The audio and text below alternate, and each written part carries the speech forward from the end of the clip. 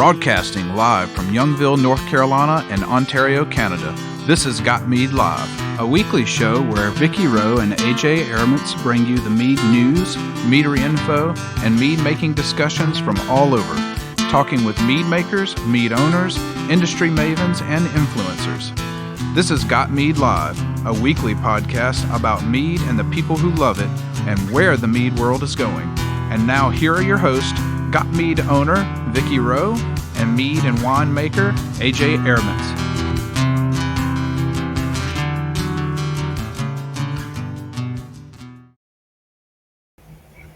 And we're back. Welcome to Got Mead Live from the Den of the Puppies of the Apocalypse in northern Michigan, the Bunny Pen in Ottawa, Canada, with a new bunny resident, and the palatial retirement estate in Minnesota that is totally freezing right now. It is Got Me Live. Welcome to the show.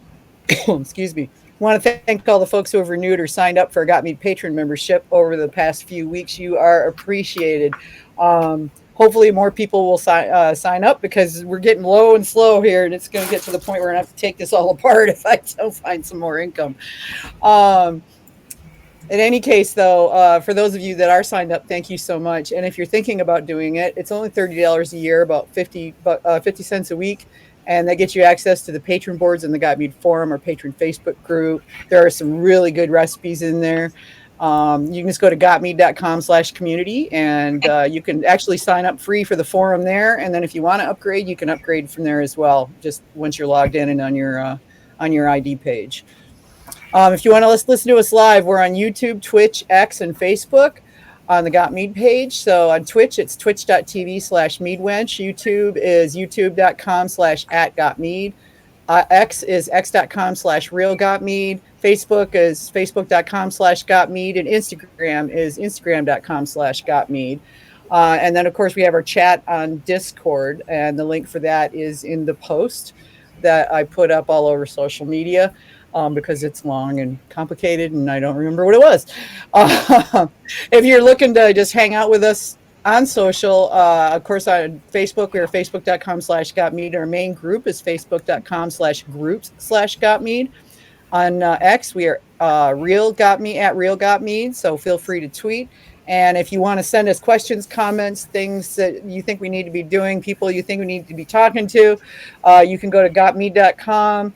Click, but do not, click Got Me Live radio show, but don't click that, put your mouse over it, click the drop down, and that'll take you to a form that comes to all three of us so that we will see it.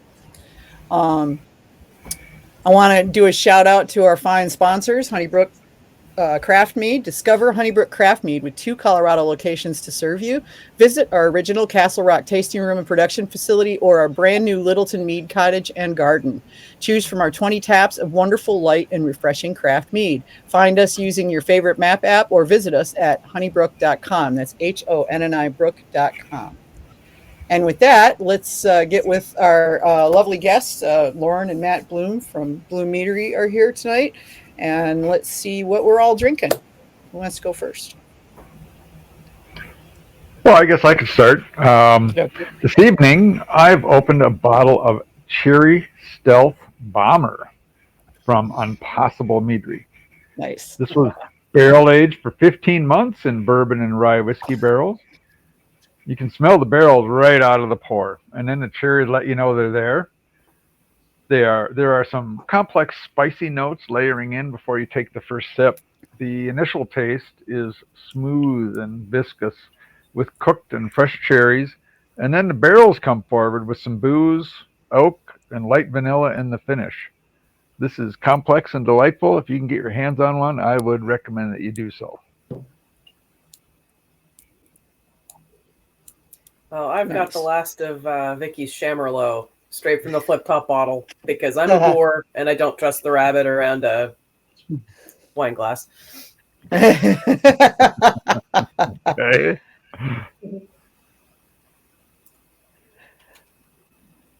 Okay, I was wondering what that was supposed to say in there. Okay, I grabbed a can of RB&B mead from Ottawa Meadery there in North Georgia, and this was what he sent to me when he sent me the pawpaws. And I'm saving the pawpaw mead for when we do have him on after the first of the year. So this is a session strength raspberry, blueberry, and blackberry melomel. The aroma is very fruit forward. You get slapped in the face with fruit as soon as you stick your nose in there. Tons of berries going on. It's rich and it has really great body. It's not, thinnish like a lot of sessions can be. I know, Kevin, if you do it right, it's not, but there's a lot of them out there that have thinner stuff. The flavor is honeyed berries, basically, and it's very fresh and clean. It's like walking through a fruit field. Really long berry finish. I really like this. It's an easy drinker. It's only 5%. So if you want to get you some, I think this is one of their corner meads, Airbnb, and you can get it at meadery.com. What about you guys, Lauren and Matt? I've got I like to stash away some cans of our rhubarb mead even after it's left the tap room because it's my favorite year round. Oh yeah, I don't blame you. That'd be good. Rhubarb season is over, so yeah. It's real dry and minerally and tart, and to me it's just really refreshing. And it's not often that I get to taste rhubarb without the sweetness of something else behind it, either strawberries or some kind of sugar. So for me, just like pure rhubarb taste is the best rhubarb. Okay. Yep. Can't argue with you. I love rhubarb. Yeah. And I honestly, I'm drinking water, but I was tasting at the end of my shift, and the last thing I was tasting was we've been working with fig leaves, and I was playing with the fig leaves to see what kind of flavors we could get out of them, and they are very coconut forward. I don't know if anybody's played much with fig leaves, but played with figs, but leaves that's are why I'm drinking water now, is because I was, tasting earlier. So okay, fig leaves. How interesting.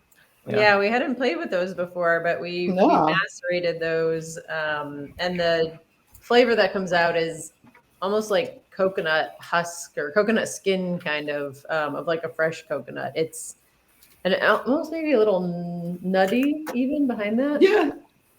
It's so aromatic is like, it smells more like a pina colada, but then when you keep smelling, you get into like the husk of the coconut too. Yeah, it's got a real tropical nose on it. All right, so I got to know the thought process we're going to make a mead and let's use fig leaves. And then are you going to call it after Eden or something like that? So we like to, figure out what we can get our hands on from farmers in the, here in Michigan. And sometimes we're just playing with ingredients to play with them, not necessarily with a specific goal in mind.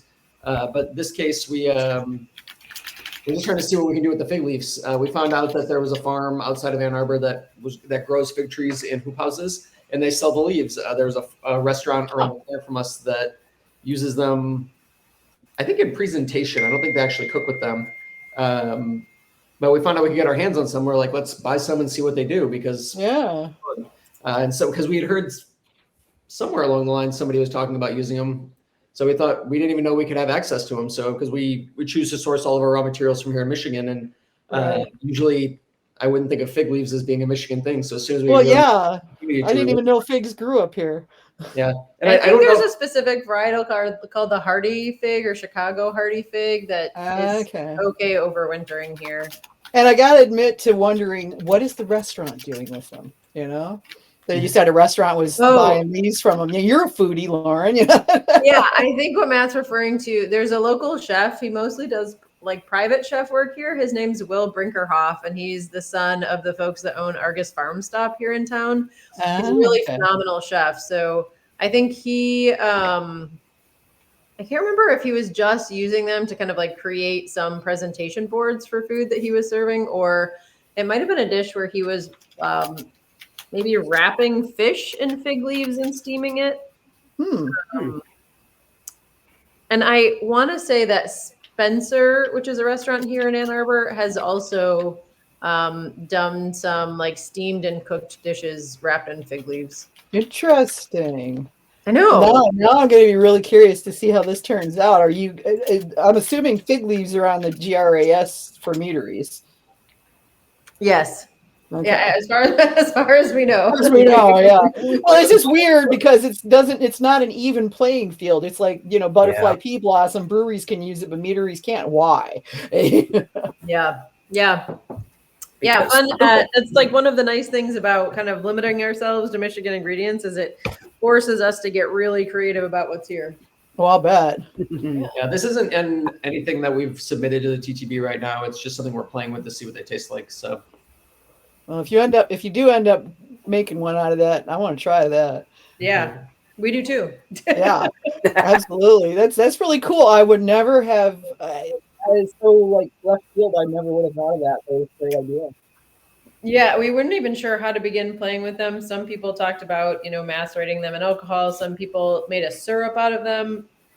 A lot of people toasted them first. So this is kind of the initial testing processes to see how we can extract the most flavor. Okay. That's fun. Yeah. Yeah. Any It other is. leaves? Any other leaves people have worked with or particularly like? I want to say somebody had done with maple leaves. Maple leaves. Ooh, that's Yeah. interesting. Yeah, I did. no, that's- I did that, and was be it? careful. It actually gives more maple flavor than if you try to ferment maple syrup dry. Yeah. But Uh-huh. as I read, you do have to be careful with it because there are components in the maple leaves that can start breaking down red blood cells. Oh, that's So, good to know. Good. I don't know that it's a good thing to. I mean, I never had any problems with it, but it's one of those things where, like, I don't think I would put this for sale. I know it's the red maple, but I have no way of knowing what maple leaves that I was gathering because You know, there's a whole that's- lot of different maples. So that's one of those things you do have to be careful with when foraging. yeah. One of the few batches we've ever dumped was an early batch of our blueberry maple, where we added some of the maple during pre-fermentation, and it just, we tell people when we do tours, and because people ask us all the time, oh my gosh, how often do you have to dump a batch, or how often do you have to get rid of something? And it's not very often, but that was one of them. And fermentation just, it tasted like wood chips. It was terrible. Like the bad Yeah. side. Yeah, it Okay. tasted like you were eating a gerbil cage. Oh boy, It was- delightful. That's Yeah. better than my Really description of sounds buckwheat delightful. honey. Yep. And I've had plenty of good meads that had maple syrup that was fermented out and dry and stuff. But the maple we were working with, the way with the yeast or whatever it was, I don't know, it just didn't mesh. Didn't work. Yeah. That's Yeah, why I usually maple we back sweeten with maple. We don't ferment it. I ferment it, but not on its own. I always make sure that there's more honey than maple when I'm fermenting. Yeah. Like I use about 1 kilogram of honey to a 540 milliliter can of maple syrup, and that comes out pretty nice. Although I tried updating my methods once to be nice to my yeast, and it was terrible. So I'm just gonna go back to my yeast and use methods with that one. Stick with what's good. Yeah, when EC1118 stops at around 13-14%, you've done something wrong, but it was a really good wrong. And I got it really consistent because that's where it always wanted to stop. That's funny. Just capping out on nutrient. No, I gave it nutrients. I gave it Energizer. It's just when I tried doing staggered nutrient and not adding acidity. And I think with maple, it's okay to add acidity because I think maple syrup itself is alkaline. But I formulated. I've never measured it, but that would make sense. Yeah, I formulated my original recipe before I knew you weren't supposed to add your acid up front from an old winemaking book before I really found Got Mead and learned better. And it works. So I keep doing it wrong because it tastes good. I love it. I want to say Talkington did one with oak leaves or walnut leaves. Maybe walnut leaves. Oak leaves, I believe, are perfectly safe to use. I've seen recipes for oak leaf wine. Yeah. That's interesting. What kind of flavor? Yeah. Are they giving an oaky flavor or? I don't know. I haven't had that one yet. So. Are they running them green or dry? Probably green would be my guess. I'll have to ask him. It's time we had him on again anytime anyway. So The microphone was a little hard to hear. Our speaker was a little hard to hear. Who was it you said that was playing with that? John Talkington at Birmingham in Delaware. Fun. He has worked with all kinds of oddball stuff that most meaderies never touch. So, and I think Hierophant is another one that you can look at, because they do all kinds of interesting forage. Their marshmallow mead that's made from mallow plants, and it tastes like the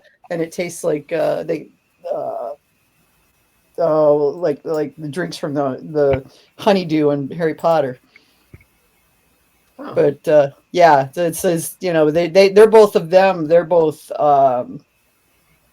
professional herbalists. Yeah, that's handy. I do not have a green thumb. That's one thing that we really, really struggle with plants. I've tried so many different things and they never works. Yeah, I hear you. I have to work hard at it. I've got this constant thing of where I want to start a little herb garden in my big window on the south side of the house, and it'd be really great, except for they always die. Yeah, we plant a pretty big garden every year, and once in a while we get something out of it. Yeah, exactly. The same kind of thing. I got 70 liters of tomatoes out of mine.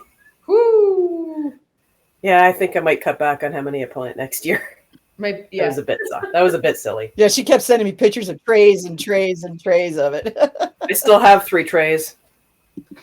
That's when you're kicking yourself for all the work that it requires on the back end. Well, I only garden once a week, so I pick them green and let them ripen in the living room. That's why there were so many. And then, of course, because Ontario, we had an early-ish for us in the last couple of years frost, so everything got picked. Yeah. Oh, yeah. Yeah.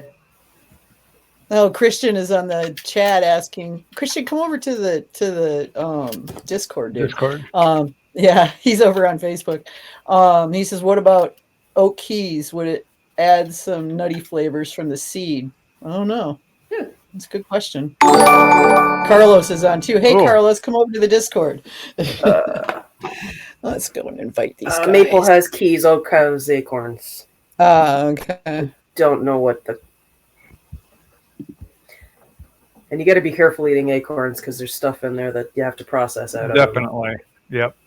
And I don't know about maple keys. I don't see critters eating those. Yeah. Well, oh shoot, which one is it? Walnut, I believe that nothing will grow under it unless they have the ability, except for gooseberries and a couple of other things, because there's too much. What thujol is it that comes up with? Yeah, walnuts put down something that inhibits the growth of other woody plants. Which is why you never see anything growing under walnut trees. Right. And I see Doesn't somebody take that long afterwards to recover for the grass to grow, though. No, walnut leaves can be used in mead, and of course walnuts can be used as well. So absolutely, yeah.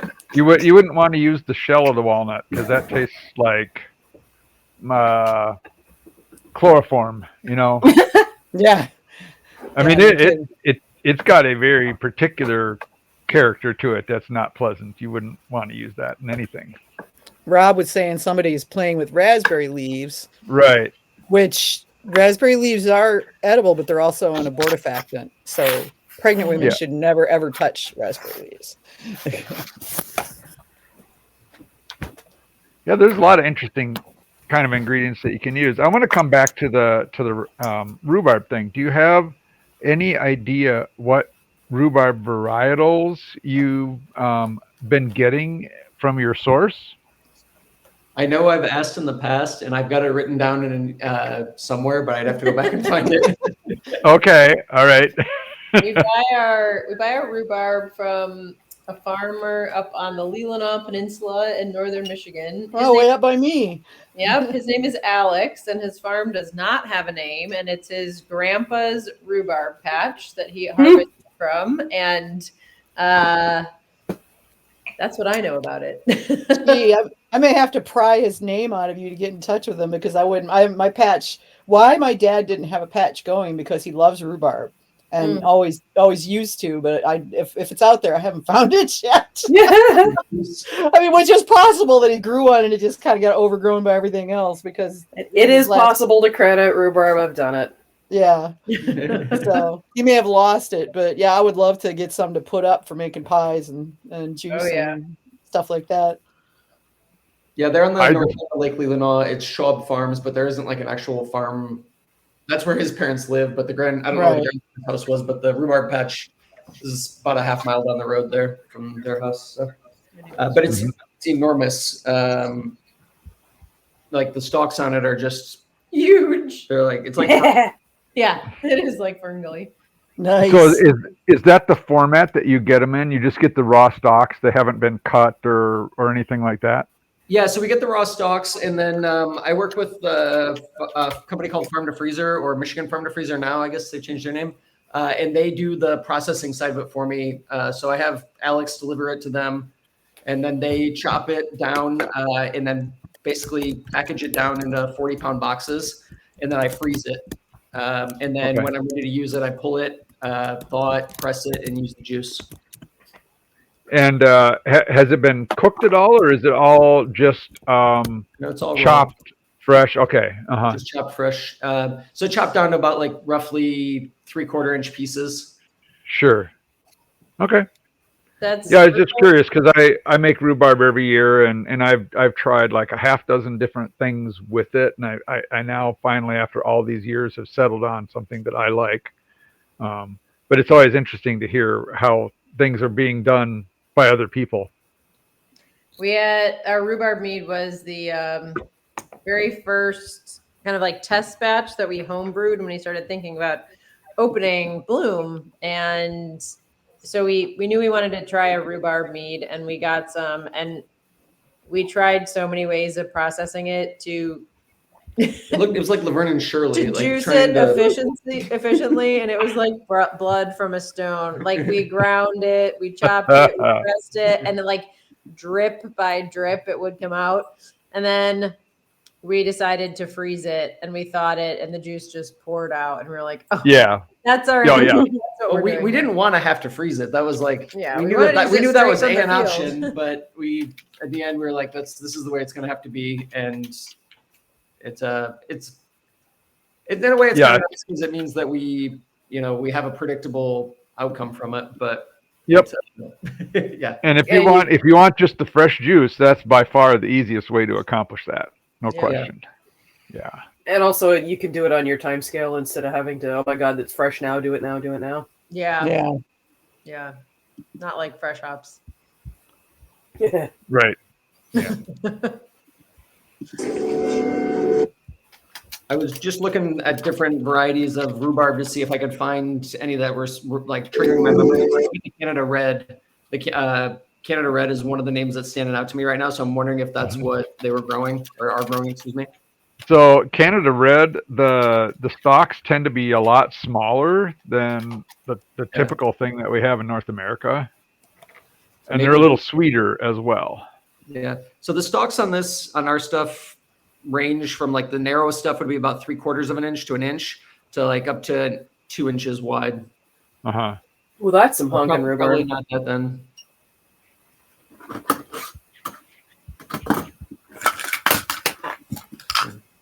Yeah, that's some big stuff. No, they're huge. They're huge. They're enormous. Yeah, probably not Canada Red then. Yeah. I know they say the tiny ones are the tender ones, but like they all taste the same, and if you're gonna cook them, they all turn to mush. Yeah. Like, I will say that late season rhubarb does not work as well. The what is that stuff called? Once it's bolted. I don't even know if it has to do with the bolting. Geez. It's basically like a haze. It's almost like a protein. Let me see. I had an issue. You don't mean pectin, do you? No, it's not pectin. Sorry, I didn't mean to say that so negatively. So I'm trying to go back through. I worked with a friend of mine. You guys probably know Corey. Do you guys know Corey Amal over at EMU? No, I don't know. He helped me identify the basically it's the oxalate in the rhubarb goes up late in the season. Okay. And once that happens, the rhubarb's a lot harder to work with. Right. Oxalic acid is what they produce. Yeah. I think when I've done rhubarb wines, I've treated a little bit with something to bring the pH back down. Potassium carbonate, probably. Yeah, I can't. Mine might be calcium carbonate. I was trying to remember exactly what I had. Been a while since I've done a batch where I've needed to do that. Mm-hmm.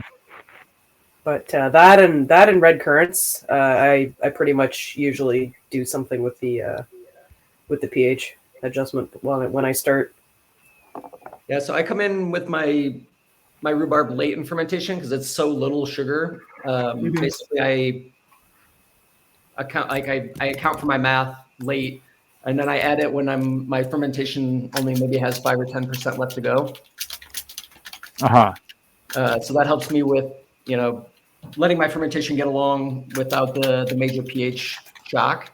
Right. So letting the yeast stay happy and healthy for as long as I can before I hit it with that. But then it still gives them enough activity to kind of roll through that little bit of sugar that's there. Right. Yeah, so I'm assuming your sugar content, if you're doing gravity reading, is probably something like 1.12 to 1.15, or 0.15 rather. Yeah, it's right around. I say it in terms of 10-20. Oh, really? That That's the high? way I do Okay. I say my numbers, but yeah, to myself. Uh-huh.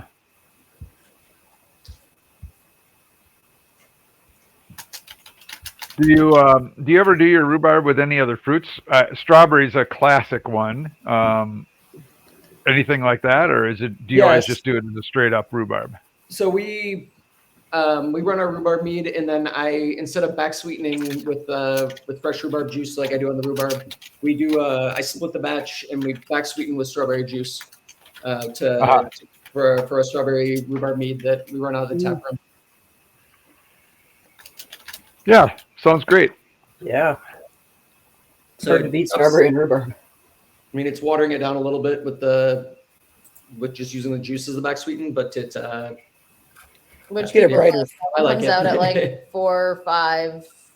4.5%. Yeah. Yeah. Yeah. That time of year, I mean that one sells particularly well. It's I'll bet. low ABV, really refreshing, super fruity.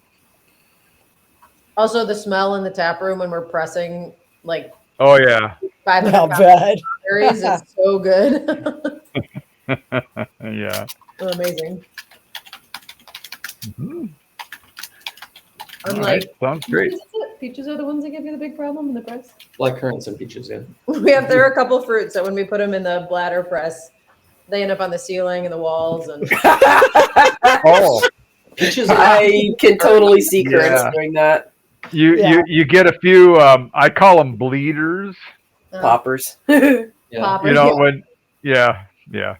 Yeah, I would get that even just squeezing them through the mesh bag that I use.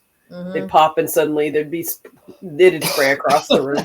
So I don't know if your bladder press has one of these things, but I have like a cover for mine. It's like a rubber coated sleeve that you can put over the press. Sounds like a giant condom. Mine came with basically a trash bag that it was shipped in that they recommend. All right. Every time, I looked at the thing and I was like, I don't want to clean that. Like, no, I'd rather just clean my wall. Oh, really? Okay. Well, that's not the case here at the house. I will tell you. Yeah. There might be some words spoken. Yeah, I was gonna say that might be enough to get Mari to possibly even. Yeah. You know. As it is, I have to replace a couple of ceiling panels from an accident earlier this year. Yeah. Oops. Yeah, I haven't decorated trench basement drains here yet, so. FRP, yeah. Yeah, good drains and yeah. Good wall That's coverings. hilarious. Yep. Floor drains and washable walls. Yep. Yeah, we have a growler membership program, and twice a year we bring the growler members in and we do some kind of activity with them, and sometimes it's a tasting, sometimes it's bench trials, and sometimes we put them to work pressing fruit. And occasionally it's been peaches or currants, which are the messiest. And we say, we really mean it when we say wear clothes you don't care about. Like it's not coming out. So yeah. Yep. Those are like the ones that I've got for all the stuff I've been doing around the house that now paint splotches all over them. And yeah, exactly. Yeah. Or your painting clothes. Yep, have my painting clothes. That's it. That and the ones that, because I keep getting bats from the wet tile saw. Oh yeah. Yeah. Yep. Oh yeah. I've got a rain jacket that looks like it's made out of stone now because this thing squirts water all over you, and it's like, so I put on goggles and a hat, tuck my hair up under the hat, and then I got overalls and a ratty old t-shirt, and then I zip up a rain jacket, pull up the hood, tie it down tight, and then I just close my eyes and hope I don't cut a finger off while I'm pushing this stuff through the saw. It's like, oh my god. Well, this is what I get for buying a cheap Chinese wet tile saw that was only $100, and it works fine, but you have to take the guard off. And when you do, to get I've got 1 by 2 foot tiles that I'm working with, and this thing's set up for like a standard 12 by 12 tile, you know, and death by safety features, yeah, right, yeah. So remove the guard so that the thing will go all the way through, and then of course what it does is it sprays water in the ceiling and the walls. I'm gonna have to wash down the entire bathroom after I get done. I don't know. It's one of those projects where you finish for the day and you take off your clothes and you stand them up in the corner and then you jump in the next day when you start pretty over. Much, yeah. The jacket is laying over top of the shop vac right now. Yeah, that feels right. Yeah, and I don't know. I'm gonna try washing it once I'm done with all of this, but I have no idea if that's gonna work. It might just be ruined, you know. But it is what it is, you know. I do the same thing when I'm making mead. I wear my painting clothes because I never know how much of a mess I'm gonna make of myself. Mm-hmm. Fortunately, most of the messes you make when mead making are usually not something that stains, at least not permanently. Well, it depends on if you're working with like deeply colored fruits. Yeah, not much gets those out. You'd have to really work at it. It depends. Like I did wild grape and I tried using it as a dye and it was faded to beige by like 6 months later and it wasn't even in the sun. Okay. So, and turmeric, I can tell you from the turmeric incident, that fades out really fast too. Yeah, she had a whole canister of turmeric go everywhere in the kitchen. No, it was a 2-cup measure of turmeric tea that did somersault through my kitchen and got everything, including me and the floor, and the cabinets in the stove on the stove. It was epic. Looked like there was an explosion. It was hilarious. It pretty much was. Yeah. But yeah, the only place that there's any turmeric stain right now is on the cupboard that the gremlin pushed the bottle out of that bounced into the thing. Because I guess it's the only place that doesn't get any sun. Yeah. But yeah, even beets don't stain permanently. Learning a little bit about dye stuffs. Yeah, it's going to be bad for a while, but it will eventually fade out. Eventually wears out. Yeah, it washes out eventually. It just takes time. But so now you guys are like, and I got to see this, and so did Kevin, are smack in the middle of downtown, which is kind of unusual for meaderies. You know, usually they're out in light industrial areas or on the edge of town or whatever, just because real estate is right. So. And here you are in the middle of not just a vibrant growing city, but it's a vibrant growing city with the largest university in, you know, for a long ways around. Yeah, so, it's a great location. It is an awesome location. So how in the hell did you guys manage to come up with such a cherry location? Well, and how in the heck did you afford it? I mean, are you like independently wealthy? That we're still trying to figure out.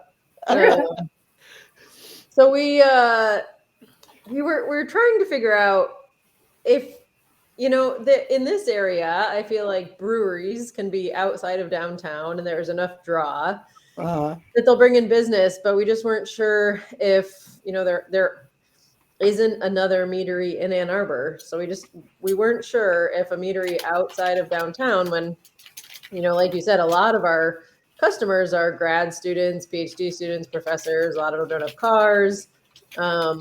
Would there be enough of a draw if we were outside of downtown where rent is reasonable? So we spent a long time looking at real estate and trying to figure out where we were going to be. And our architects happened to know that this building was about to be renovated. So It was built as a hotel in the 70s, and then in the 90s, it was converted to Section 8 senior housing.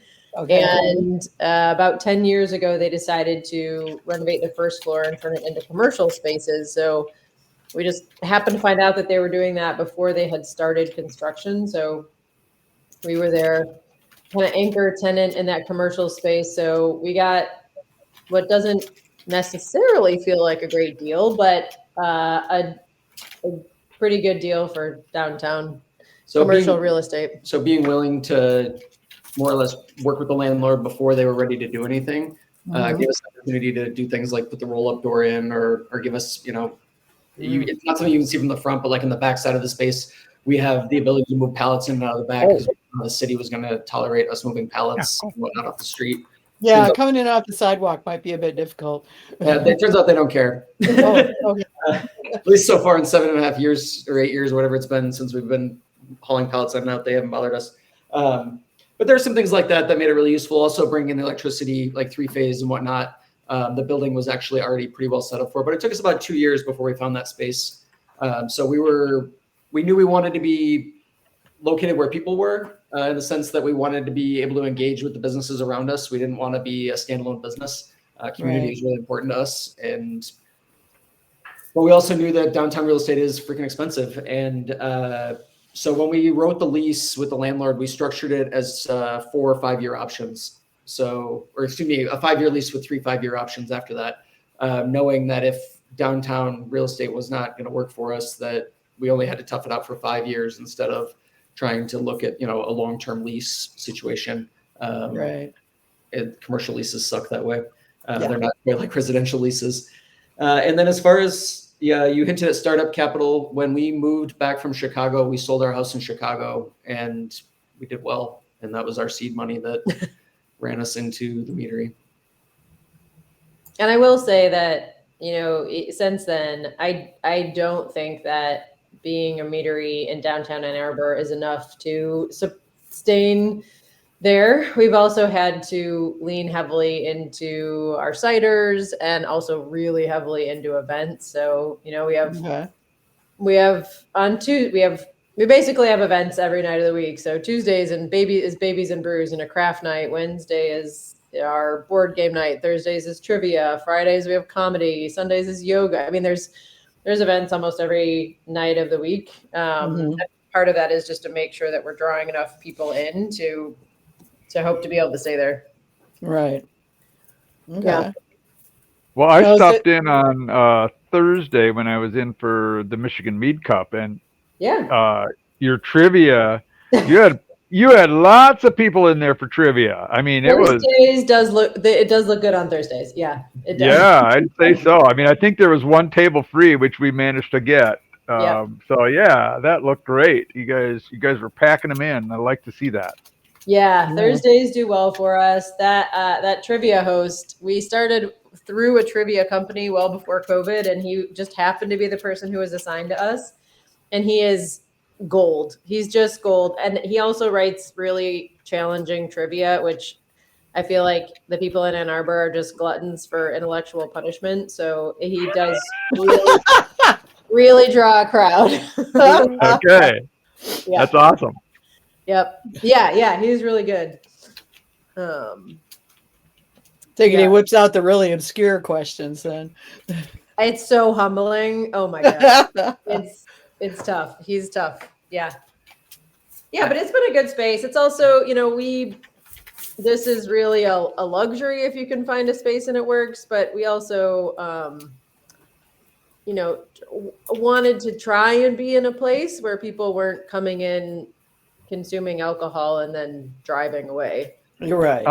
Right. So that's obviously that can't be the only deciding factor for a lot of establishments when trying to figure out where to go. But that was one of the things that we thought about when we were trying to decide on a space. Mm-hmm. Yeah, that makes sense. Yeah. Yeah. It's just finding a space like that. I mean, I've only known in all the meaderies that I have known over the years, 2, maybe 3 that were in prime positions like you guys are. Yeah. The vast majority are, well, at least from a city shopping perspective, are not in prime areas. The rules are stacked against us for that here too. Beer breweries, yeah, sure, no problem. You can be on a bus route, no problem. But if you want to have a meadery or a winery, you end up out in the country. Good. Why not? Well, that's because you guys have also got to grow some of your own stuff. There's actually no regulation that says you have to use your own stuff. You just have to be able to grow it. You just have to be able. I have to have 50 hives. I can sell all the honey, but No word of a lie. The fruit meadery that I liked so much when I was on my honeymoon, they got fruit from all kinds of other places. They have to grow their own because otherwise they can't be licensed. But they get blueberries from northern Ontario, they get peaches from elsewhere, and they don't grow their own grapes. That's funny. Climates, or for their grape wines. So there's nothing saying you have to use your own fruit. You just have to be able to grow some. Was it written that way on purpose, just to make sure that there was more agricultural diversity, or that the land was... I would assume that it was such that you didn't end up sucking up all of the resources in an area to feed your winery. And they dropped the regulations to be from needing 100 hives to 50 hives, and they've further gone to the point where you no longer have to be the registered beekeeper. You can just be in cahoots with one that bequeaths that much of their honey to you. Okay. But there's nothing saying that you can't if there are Ontario places that are making stuff with orange blossom honey, they are not growing that here. Yeah. Oh, gosh. That is important. That is definitely important. Yeah. Yeah. Same thing if you're doing anything with citrus like that. That is definitely imported. And then Well, you're going to be paying excise tax on it. But. It's kind of weird in the United States. The state that produces the most honey in the United States is North Dakota. Oh. But you have to stop and think about that for a minute. So yes, there's a lot of beekeepers in North Dakota, but they all overwinter their bees in California, Texas, and Florida. Yeah. And guess what happens when they bring them back? They harvest all the honey in North Dakota. Yeah. Mm. Is that where it originated? No. That's where it was processed, but it still counts. So they're the largest producer of honey in North America. Yeah, I think North Dakotans like to winter down south. Absolutely. Can't say as I blame them. It's one of those weird things, where you hear it and you're like, wait, that statistic makes no sense at all. Well, it all depends on how you slice the statistic, right? Yeah. Yeah, damn lies and statistics, right? Yeah, pretty much, yeah. But that sort of brings up the topic of local ingredients. And I know we got some questions from a couple of them, actually. Yeah. Bradley, right? Yeah. And I have to scroll way back now to find them. Yeah. They're down underneath Nathan's stuff. Well, they were in the chat also, I think. Yeah, we're trying to look in the Discord right now. Yeah. So I got it. You got it? Okay. Yep. So one of the questions there was, does working with cider, aperitivo, and other alcoholic beverages influence your palate when working with mead? And if so, how? That's a great question. So I think that obviously it definitely has to, in the sense that, experience with your palate is always going to influence everything else you do with your palate. So I don't think that there's any avoiding that. But I think, we were talking about those fig leaves earlier. I think that's an ingredient where we're playing with it without really a big end in sight, and knowing that that's working towards wherever it's going to go. That could go to an aperitivo, that could go to a cider, that could go to a mead. I think, they definitely, I think honestly for me, one of the big things that I've found really fun, specifically with the ciders, is the acid in the ciders versus the acids in the meads, I think is probably the funnest spot to play between the two. So if we have a new ingredient, we ended up with some persimmons recently, and I was trying to let just the fruit shine a little bit on its own. I wasn't trying to do anything else. And so I was just trying to get the persimmon into a base mead and let it back sweeten on its own and not do any, like not ferment it, not do anything, just leave it as fresh fruit forward as I could to let the flavor go, not show fermentation character on it. And I ended up putting the persimmon on our sizer instead of just a regular base because of that increased acidity from the malic acid really was highlighting the persimmon a lot better. We also did serviceberry the same way and tried to let people just taste what the fruit by itself kind of tastes like. So let the mead shine to the background. And that one, I put it against our standard, and because the serviceberries themselves shined better without that malic acid. And I think having that opportunity to work with those ciders is very useful for us, especially because we're so limited on ingredients. We feel like. So I want to follow up on something. So you commented a few times about back sweetening. So that implies, and I know that you mostly make lower ABV meads, which implies that you are stabilizing or pasteurizing your meads in some fashion. Is that correct? Yeah. So we use sulfite and potassium sorbate. Okay. Mm-hmm. Okay. Another question from Bradley is, did owning and brewing at Beguile bring additional confidence when it came time to launch the Meadery? And what potential pitfalls did that experience maybe help you foresee? Wow. Many. Bradley, That's a good question. Bradley, you're going to the deep, buddy. Well, we got people who get into it, and I love it. That's awesome. Yes, my experience at Beguile humbled me to the world of commercial alcohol making. And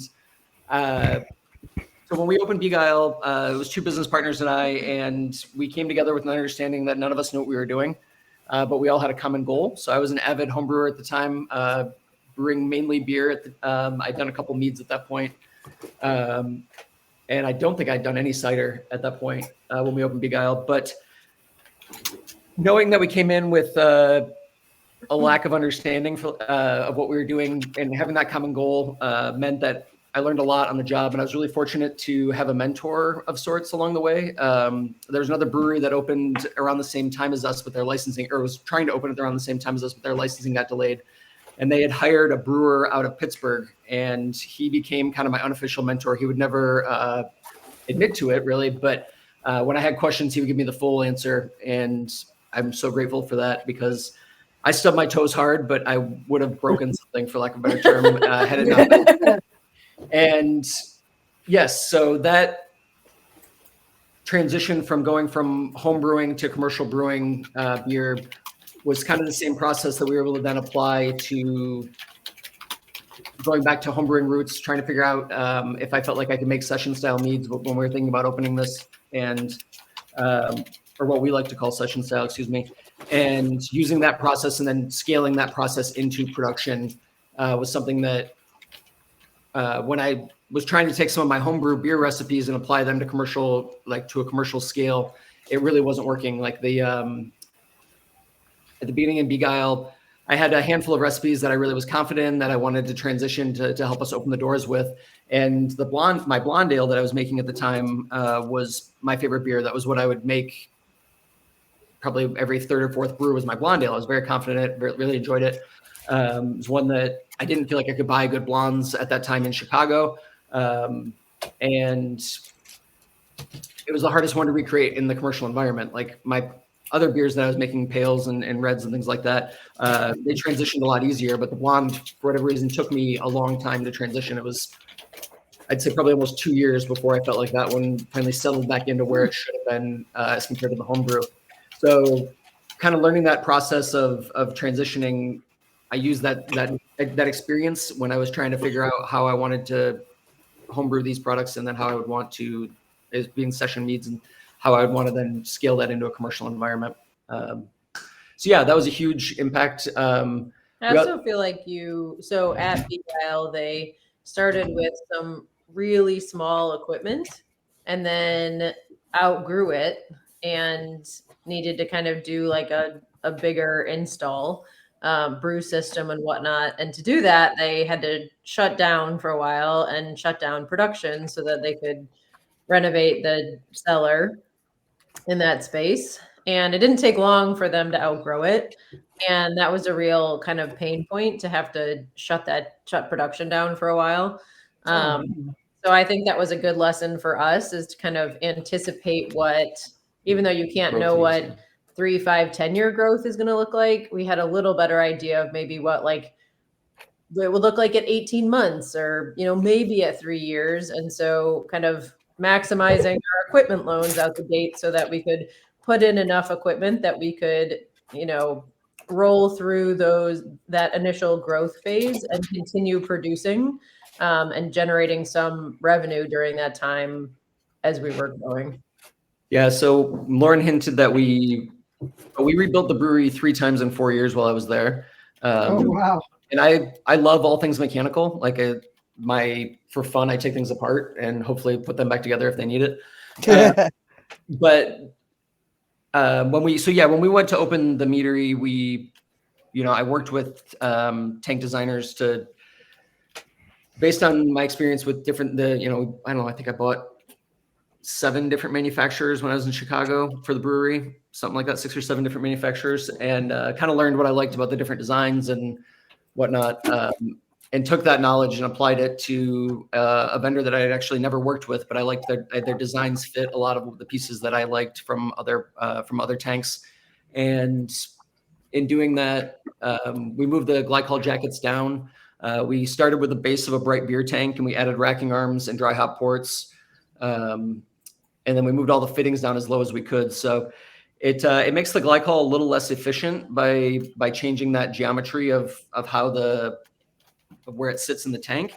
But it meant that we were able to get temperature control with relative consistency on smaller volumes in the tank.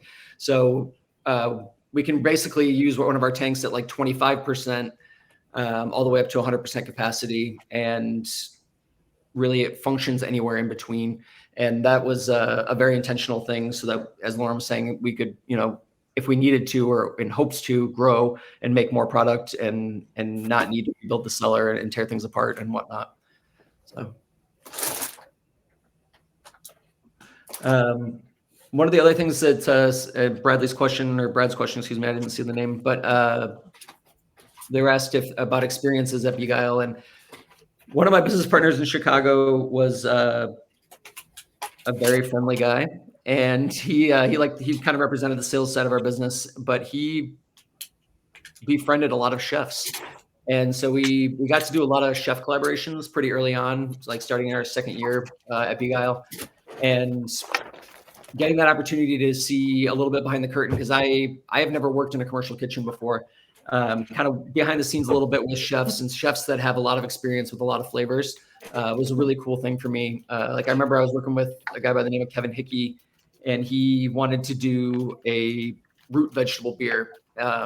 So we spent 2 weeks trying to come up with a plan for getting the root vegetables into the mash, or whether we'd boil them or how we were going to process them down to try and get the starches released and convert them into sugars and everything. And it wasn't my favorite beer, but experiences like that where you're playing with fun ingredients or doing funky things to just for fun with an outlet for it is cool. And I'm grateful for that. It definitely got me thinking outside the box, and just knowing that, you've got the opportunity to put things out there, even if they're not necessarily what people are expecting, was a good reminder that we don't have to just, especially at that time, we didn't feel like we had to just do pale ales or IPAs or whatever. So. Yeah. It is also humbling, to Brad's first question. This isn't necessarily how aperitivo or cider inform our mead palate, but I do think that having a public tap room is humbling in the fact that you remember that you shouldn't only produce things that you like. Like some of the things that sell really well for us are not my favorite things that we make, and they're good. I am confident in the quality. I'm proud to put them out, but they're just not my favorite flavor profiles. And it's a good thing that, we're not just following our own palates. Yeah, you definitely want to be able to make stuff that people want. Yeah. And what you like may or may not be that. Are you seeing, I know a lot of the stuff you guys make is on the drier side, right? Yeah. Was that a conscious choice or was that driven by customer demand? It was a conscious choice. So I actually have quite a bit of a sweet tooth. I really No. do. Yeah, I really have a sweet tooth. And but what we realized was that we really wanted a product that we felt like people could hang out and drink in the longer term. So like, as much as I love, I enjoy meads and big bodied stuff, I can really only have a little bit of it before my palate's pretty shot, or I'm catching too much of a buzz to really do more than I want to do for the day. And we knew that early on. So our goal right now when we make our meads is the way we vocalize it is something you can hang out and drink at a barbecue. So you don't know what the weather's going to be, you don't know what the food's going to be, but like something you can eat over, you can hang out all day drinking it if you want to, and still be functioning at the barbecue. So that's roughly where it comes from, and that's part of why we call it session mead, because we do know that it leans to the dry side. So beyond alcohol content, we're getting in a little bit more to like where it finishes on the palate, and not being something that is for better or worse, a palate wrecker. Like, there are some wonderful palate wreckers out there that I've had in my life, but just that. And it's, we're trying to put our products in a category where it's not that. And that's one of the reasons I shied away a bit from the term draft, was just because I have had some draft meads that it's still hard to taste other things beyond what I'm drinking in the draft category. So we try to steal that word session from the craft beer world in hopes that people would be familiar with it, but also to help highlight that we're talking about more than just the alcohol content, Right. to how it finishes and how it works around other things. I will also say, in terms of community, I mean, when the landscape has changed, but when we opened it 8 years ago, or we're planning it 10 years ago, there were even more meaderies around this area than there are now. Yeah, that's true. A few have closed. And so in terms of community, sometimes people would come in and they'd say, okay, I get what you're doing here, but I want something strong and saturated, and I want something that really that does saturate my palate. And we would say, that is awesome. And there are some incredible people making that not far away. Like, you should go to the people who do that incredibly well, and it was that's also kind of a nice way to like support others in the mead community of like, they have an age, they do it incredibly well. You'd go support them for that. And then the next time you're looking for a 4-pack to hang around and drink by the campfire, come back to us, or whatever it is. I call them beach meads. Yeah, exactly. Totally. You that's a good back out to the beach, drink it all day, and still be fine. Yeah. I love that. It's a beach mead. I might steal that term. Thank you. Yeah, feel free. Feel free. Yep. I seem to have a thing for coining phrases, so we'll give you credit for it. Yep. Yeah, no worries. Send me some mead. or or caught me a glass next time I come down or something. You got it. Yeah, depending on what things look like. I got Tracy Kufas is coming up to visit me. We're going to go to Valkyrie's Horn.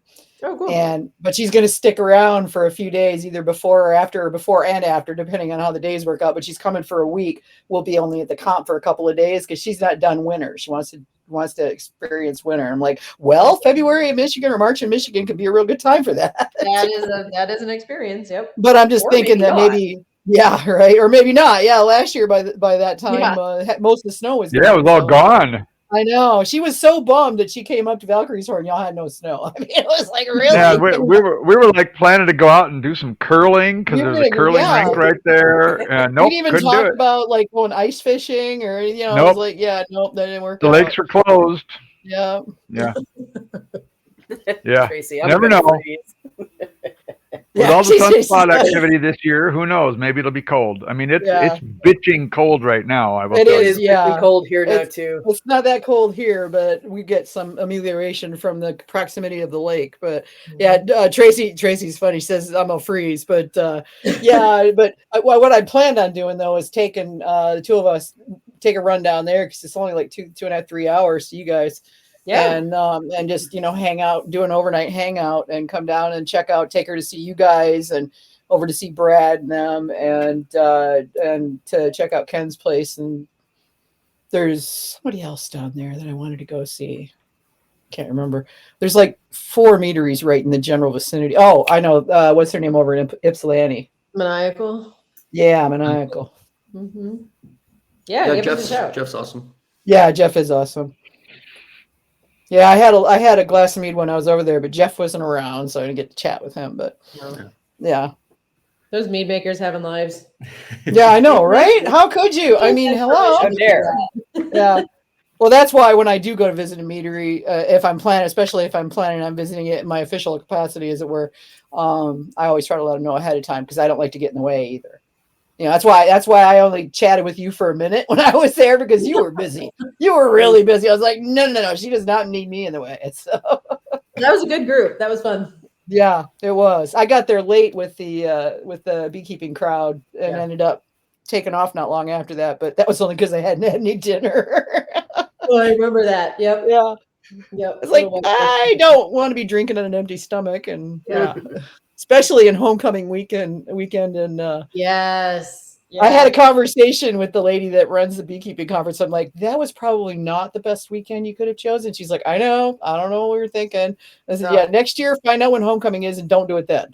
Just when you think you've considered everything, you realize you missed the biggest thing. It'll be like, we'll plan something and we're like, okay, I think we've checked all the boxes. And then it's like the U of M Ohio State game. You're right. Yeah. What were we doing?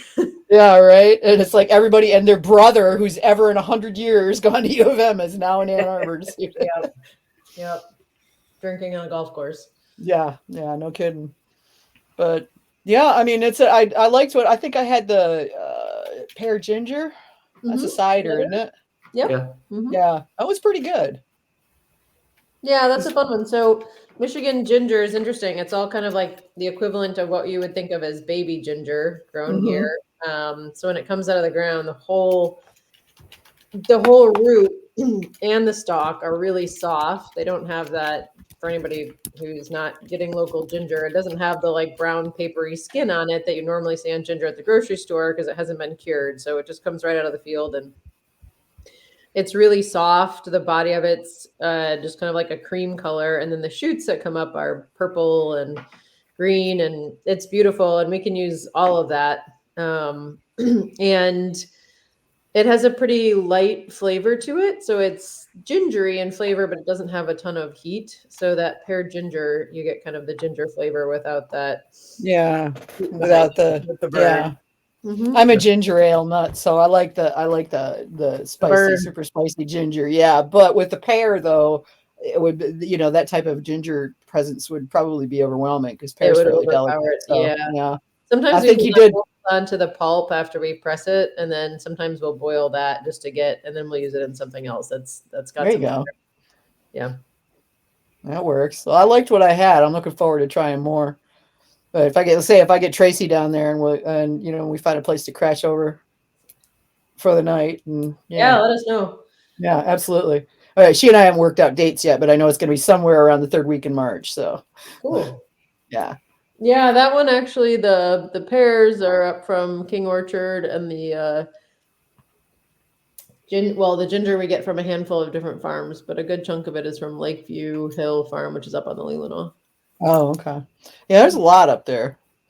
There is. I've been back home. I've been living back home for a couple of years now, and I still haven't done the wine trail. Last time I lived up here was 1989.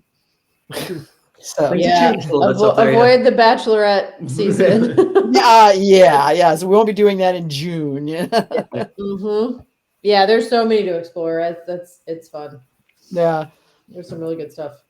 Yeah, there really is. There's a lot of really good stuff there. I'd say it's nice being in this state when so much gets made here, because we have so many really awesome things. So, and that kind of leads us into another one of, did we do the last question for Bradley yet?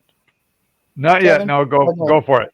Okay, so he's saying, so if you're adventuring beyond your Michigan roots, what other ingredients, fruit or otherwise, would you love to play with? Oh, I love cinnamon. I love, specifically, there was a Saigon cinnamon stick that we used to buy in Chicago that are huge. Like they were like 1.5 feet long. Oh yeah. It was so rich and intense in them that I like. It's what I used to use it for my Christmas beer, the brewery. But it stuff is awesome. I love that stuff, and I wish I was still producing with it. And I love citrus. I do wish that citrus grew more readily in Michigan. You know, I played with lemon verbena and I played with lemon balm, but they really don't capture the same elements to me that I really enjoy out of citrus. And citrus is probably the ingredient that I miss the most. Mhm. Within citrus, I really love, for lots of reasons, I love working with grapefruit. And I always wish that we could work with that. I also often wish that we could use shiso or yuzu. There are a couple kind of like interesting hybrid flavors that I think would really, really fun to play with. And then we've also we've like daydreamed about some recipes that would be fun using some different teas, but the only real tea leaf grower in Michigan that we know of is Light of Day Organics, which is a little bit west of Traverse City. And they have some Hoop House black and green tea leaves, which is kind of, but given how small their production is, it's a little cost prohibitive for us to use in our methods. She is also, when we asked her about using it in our meads, she asked us not to. She said it was okay for cider for her personal preferences, but because it was not vegan. So right. If she's vegan. Yeah, so we were just talking. We were talking to her about what we make, and she thought it was really cool. But she asked us, you know, if we were going to use her products, she obviously wasn't going to force us. She couldn't, like, if we were buying it, she couldn't tell us what to do with it. But you know, it was a polite ask from her part to say, like, hey, maybe if you're going to use my stuff, please use it in the ciders instead of the meads. Okay, I see. Because the mead's got honey and it's not vegan because of that. Yeah, correct. Okay, that's interesting. Yeah. Oh, I saw the comment from Austin on Discord. Yes, we have also found some like very, people who like grow shiso in their garden, but we haven't found enough to work with yet. But maybe that's another thing for us to kind of put out the feelers on again. Yeah. It's got to be somebody. There's got to be somebody. Yeah. Yeah, I mean, shoot, seems like people grow everything up here. Unfortunately, I don't think cinnamon's ever going to happen up here, even with a hoop house. That's a tough one. That's a shame, yeah, because I mean, I could see like a cherry cinnamon cider, or because cherry and cinnamon are like peanut butter and jelly; they go together so well. Yeah. Really, all the spices. I mean, having access to a lot of those spices would be nice. Black pepper, black pepper, any of those.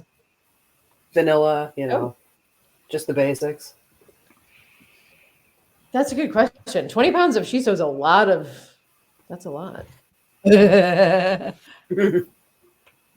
Wow, cool. Great. Look at Austin. It sounds like you need to get up with Lauren and see.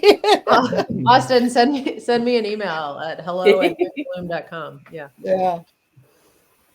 Yeah. Cool. Great. That'd be fun. See, there you go. Put your feelers out and look what happens. Yeah, we're doing it right now. Yep. Networking live. Yeah. So as long as we're on the subject of tea, and this is sort of tangential, but popping up to our Nathan questions, who, if you listen to the show at all, Nathan comes up with the dangest questions. God only knows where he gets this stuff. He says, well, and your you friends... must pay attention also. Yeah, you have to listen or you won't. They're usually multi-part, usually 3 parts, sometimes more. Like I say, we're just grateful that he doesn't do it in Latin. So right. Because my Latin pronunciation is horrendous. So just saying.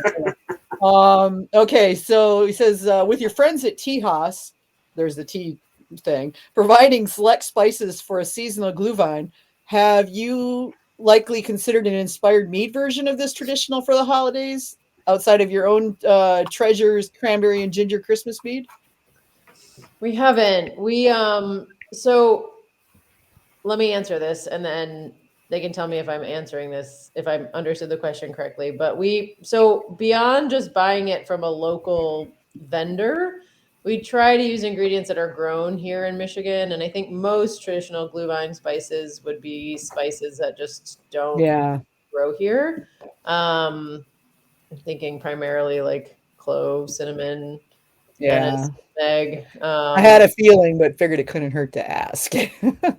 Yeah. So the one exception that we've made to that rule for ourselves of using all Michigan grown.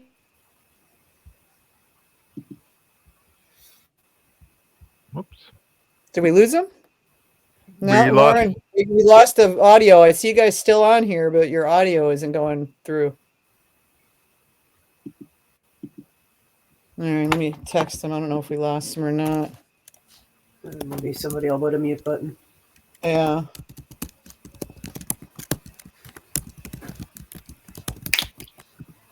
I just typed over to their thing. But yeah.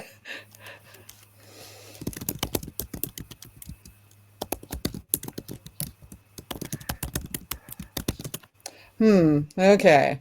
So now I want to know, like, what's the one thing they made the exception for? Cut her off right in the middle of a sentence.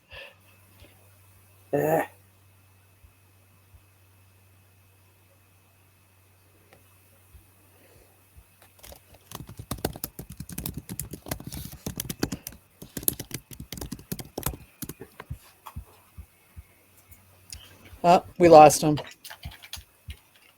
Okay, so let's get him back in.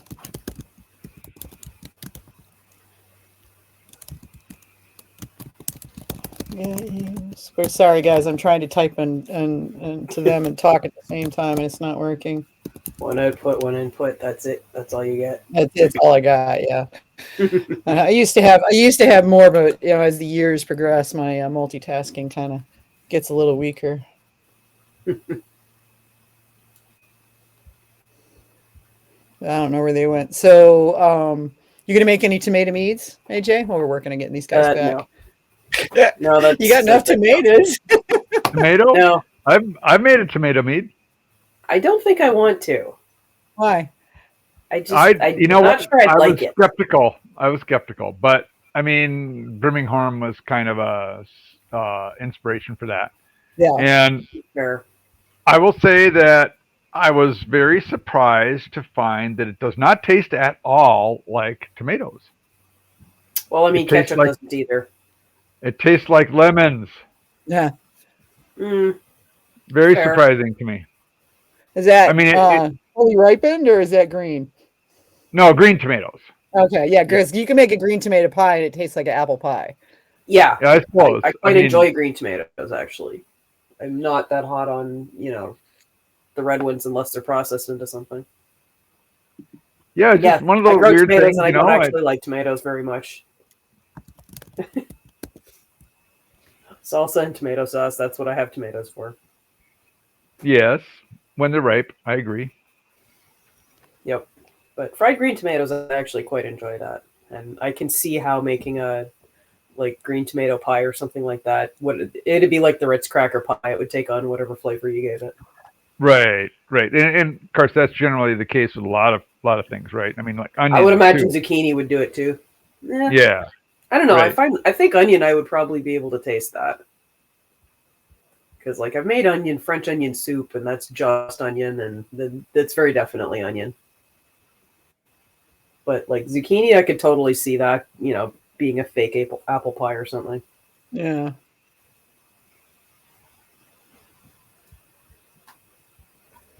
Yeah, I don't know. I've done a lot with green tomatoes. I haven't tried fermenting them yet. Well, I take that back. I made green tomato pickles, but I haven't made. Yeah, I did green tomatoes.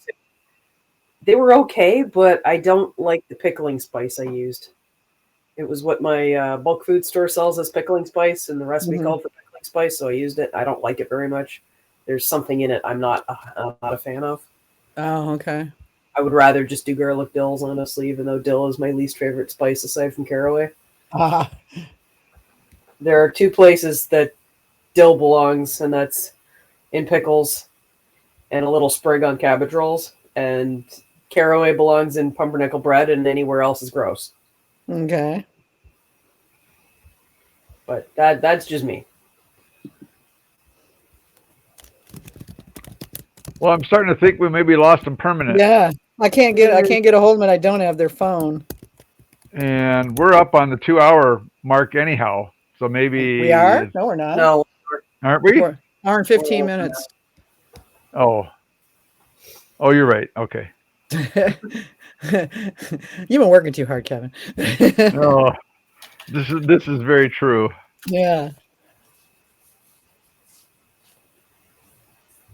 So that'll be, well, shoot, that's a bummer. I wanted to get them for the rest of the show. We haven't even hardly gotten to the Matt questions. I know. And they're not, I don't know what happened. I hope everything's okay because I'm not hearing back from them on any of the channels that I have them on. wonder if they had a power failure or something. Possibly. I mean, it's not storming down there right now. At least I don't think it is.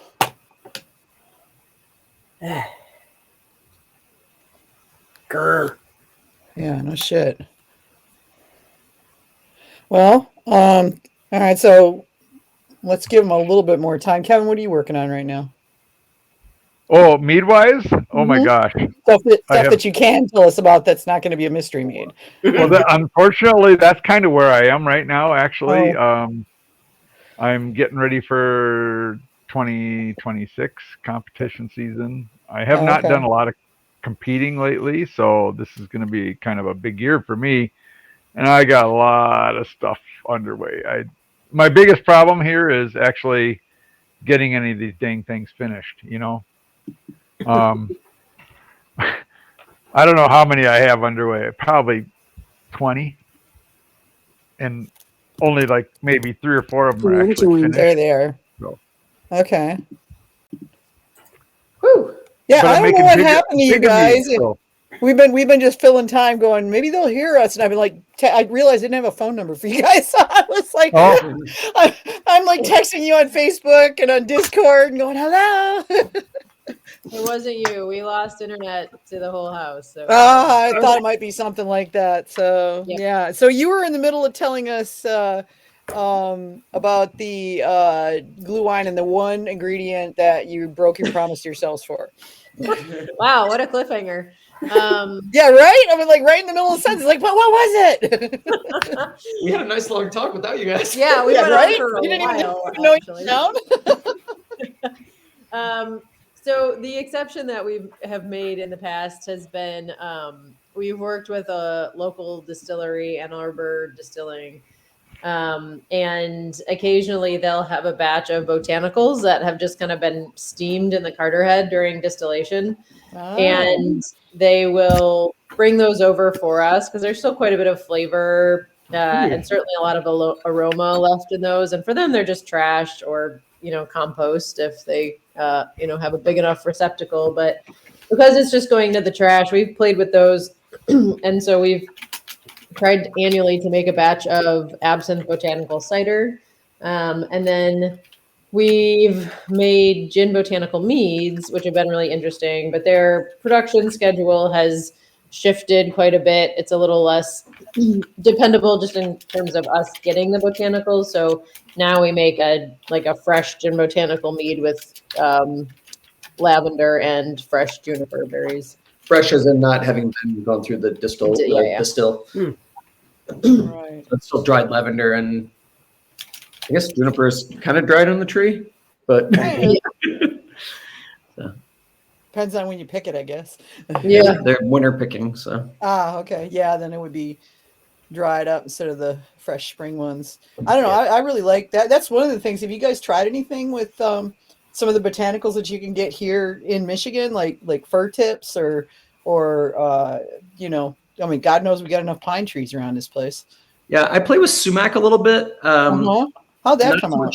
It's gone more to ciders than it has to meads, but I definitely like sumac. I struggle with how dirty it is when I forage it. It's one of those things where like Honestly, I should be putting it in something with more alcohol. I feel like just to like help have a little more stability there. And I've tried washing it, and it's such a fragile, delicate flavor that comes out. Like I feel like I lose so much just by trying to rinse it. Yeah, I really like playing with I really like sumac, but we played with the American spice bush early on, which grows here in Michigan, and didn't really have much. For whatever reason, we just didn't really care for the flavor, so we never played with it anymore after that.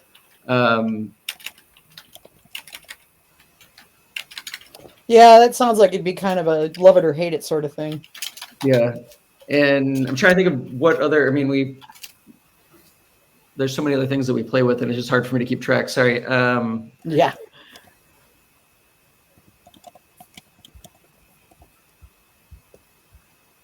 Not so much on like the tips side of the game. What else we? I don't know if I'd call those botanicals. We played a lot with lemon balm, lemon verbena. Yeah. And lemon balm, so easy. You plant one, and then the next year you'll have 4,682 of them. You know. That's what's growing under all our beehives. Yeah. Yep. That's probably what I'm going to do is plant a bunch of lemon balm around them because they like lemon. So. Thyme we've played with. Tarragon. Okay. Yeah, a lot of like garden herbs, I'd say. Sage. I like sage a lot. Yeah. Made a sage mead years ago. I need to try it again and see if it's calmed down. We used we did several batches with fennel fronds just to use up the fronds that a farmer wasn't using. Okay. They would just whack them all off, obviously, before they dole out their fennel to their CSA. So we just got huge bags of fronds and threw those in. Okay. In a sea character. So do they taste like fennel or not? It's the anacetamol, yeah. Yeah. Okay. Okay. It's also got a pretty heavy vegetal note. So the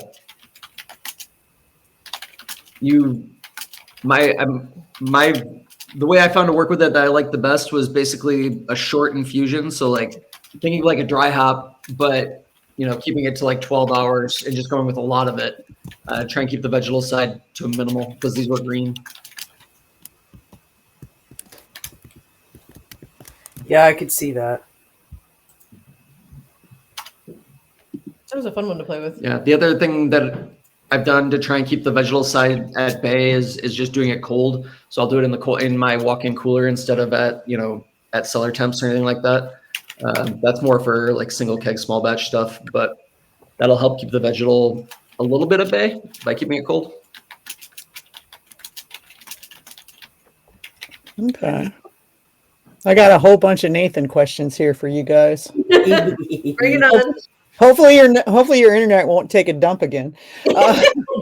That's how you know we like the question. Yeah, I didn't say we brought the first Nathan question out and I was like, and you're gone. It's like, oh gosh, we've never had that reaction in Nathan question before. Yeah, but now people are anticipating them now. I know, right? He's been pretty darn reliable, that's for sure. Especially if I let him know ahead of time who's going to be on, then he starts really coming up with questions. I love that. The worst would be when we would have a tour, like early on in our first few years, we did monthly tours, and occasionally we'd get a group of people with no questions, and you're like, oh my God. Yeah, what do you do? Yeah, how do you fill the time? Oh my God, just talking to yourself for an hour. It's miserable. Pretty much, yeah. Jeez. Well, swinging back around. We could do it, though. Yeah. That's when I start explaining lab equipment. Make them pay for it. Well, if you look over here, you can see how the jacketing on this tank goes. Yeah, right. Notice the angle of the dimpling is. The angle of the dimpling. And once we hook up the whatchamacallit to the thingamajig, those are technical terms now. So if you don't understand it, it's okay. Oh, geez. Yeah, swinging back around to the rhubarb, which was all the way back at the beginning, being the first session experiment that has sustained a progression to 7 years later. How has your juicing process developed from your beginnings to making a quality tradition and consistency, tartness, crispness, and dryness? So multiple tier Nathan question. Thank you. Yeah, you're welcome. The internet's going. No, I'm just kidding.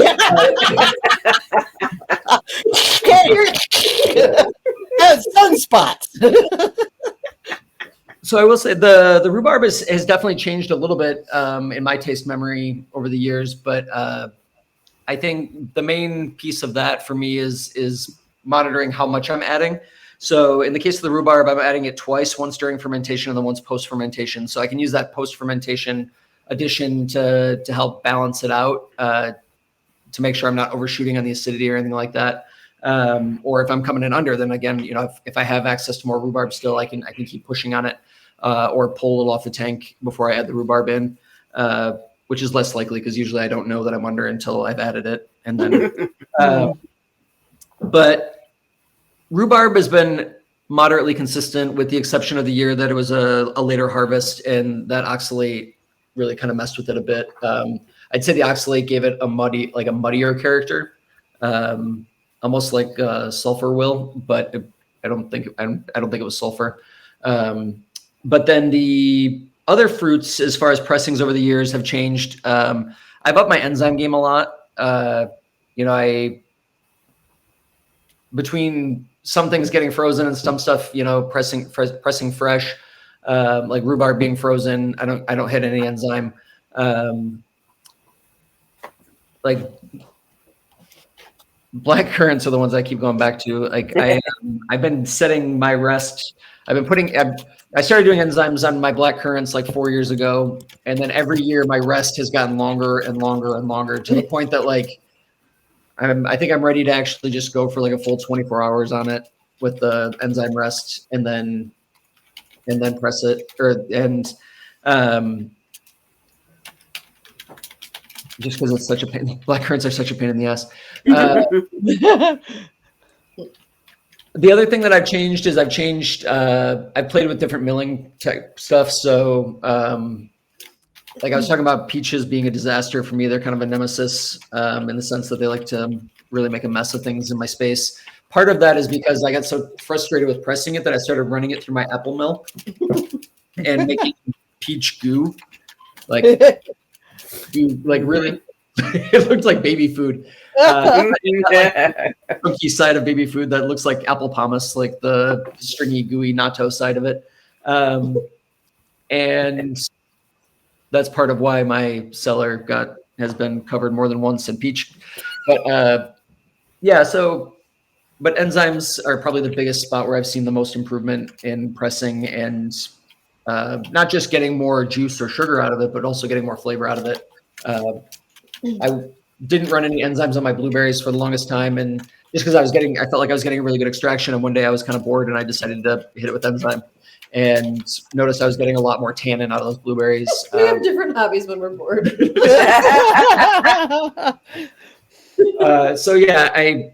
I'm a fan of Scott Labs enzymes. So PEC5L is a go-to. HC also a go-to. I'm blanking on the third one that I play with sometimes.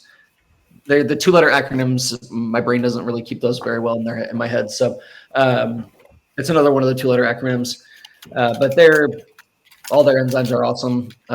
Super easy to work with, very consistent. And yeah, I worked with powdered enzyme, like pectic enzyme and stuff, powdered when I was first playing with cider in Chicago, before we even moved back to Ann Arbor. And I was really surprised as to how inconsistent my experience was with it. I don't know how much of that was just because I was new to cider or what, but I've not had that experience with the Scott enzymes. So I will also say on the very different and just really big picture scale, I think part of it has been recognizing where our bandwidth limitations are. So part of what's allowed us to make the rhubarb consistently over the years and be able to continue to work with the same farmer. So we're getting the crop, same varietal, same weather conditions, same soil. By the way, I did try to look that up. I couldn't find the conversation where I talked about which variety it was.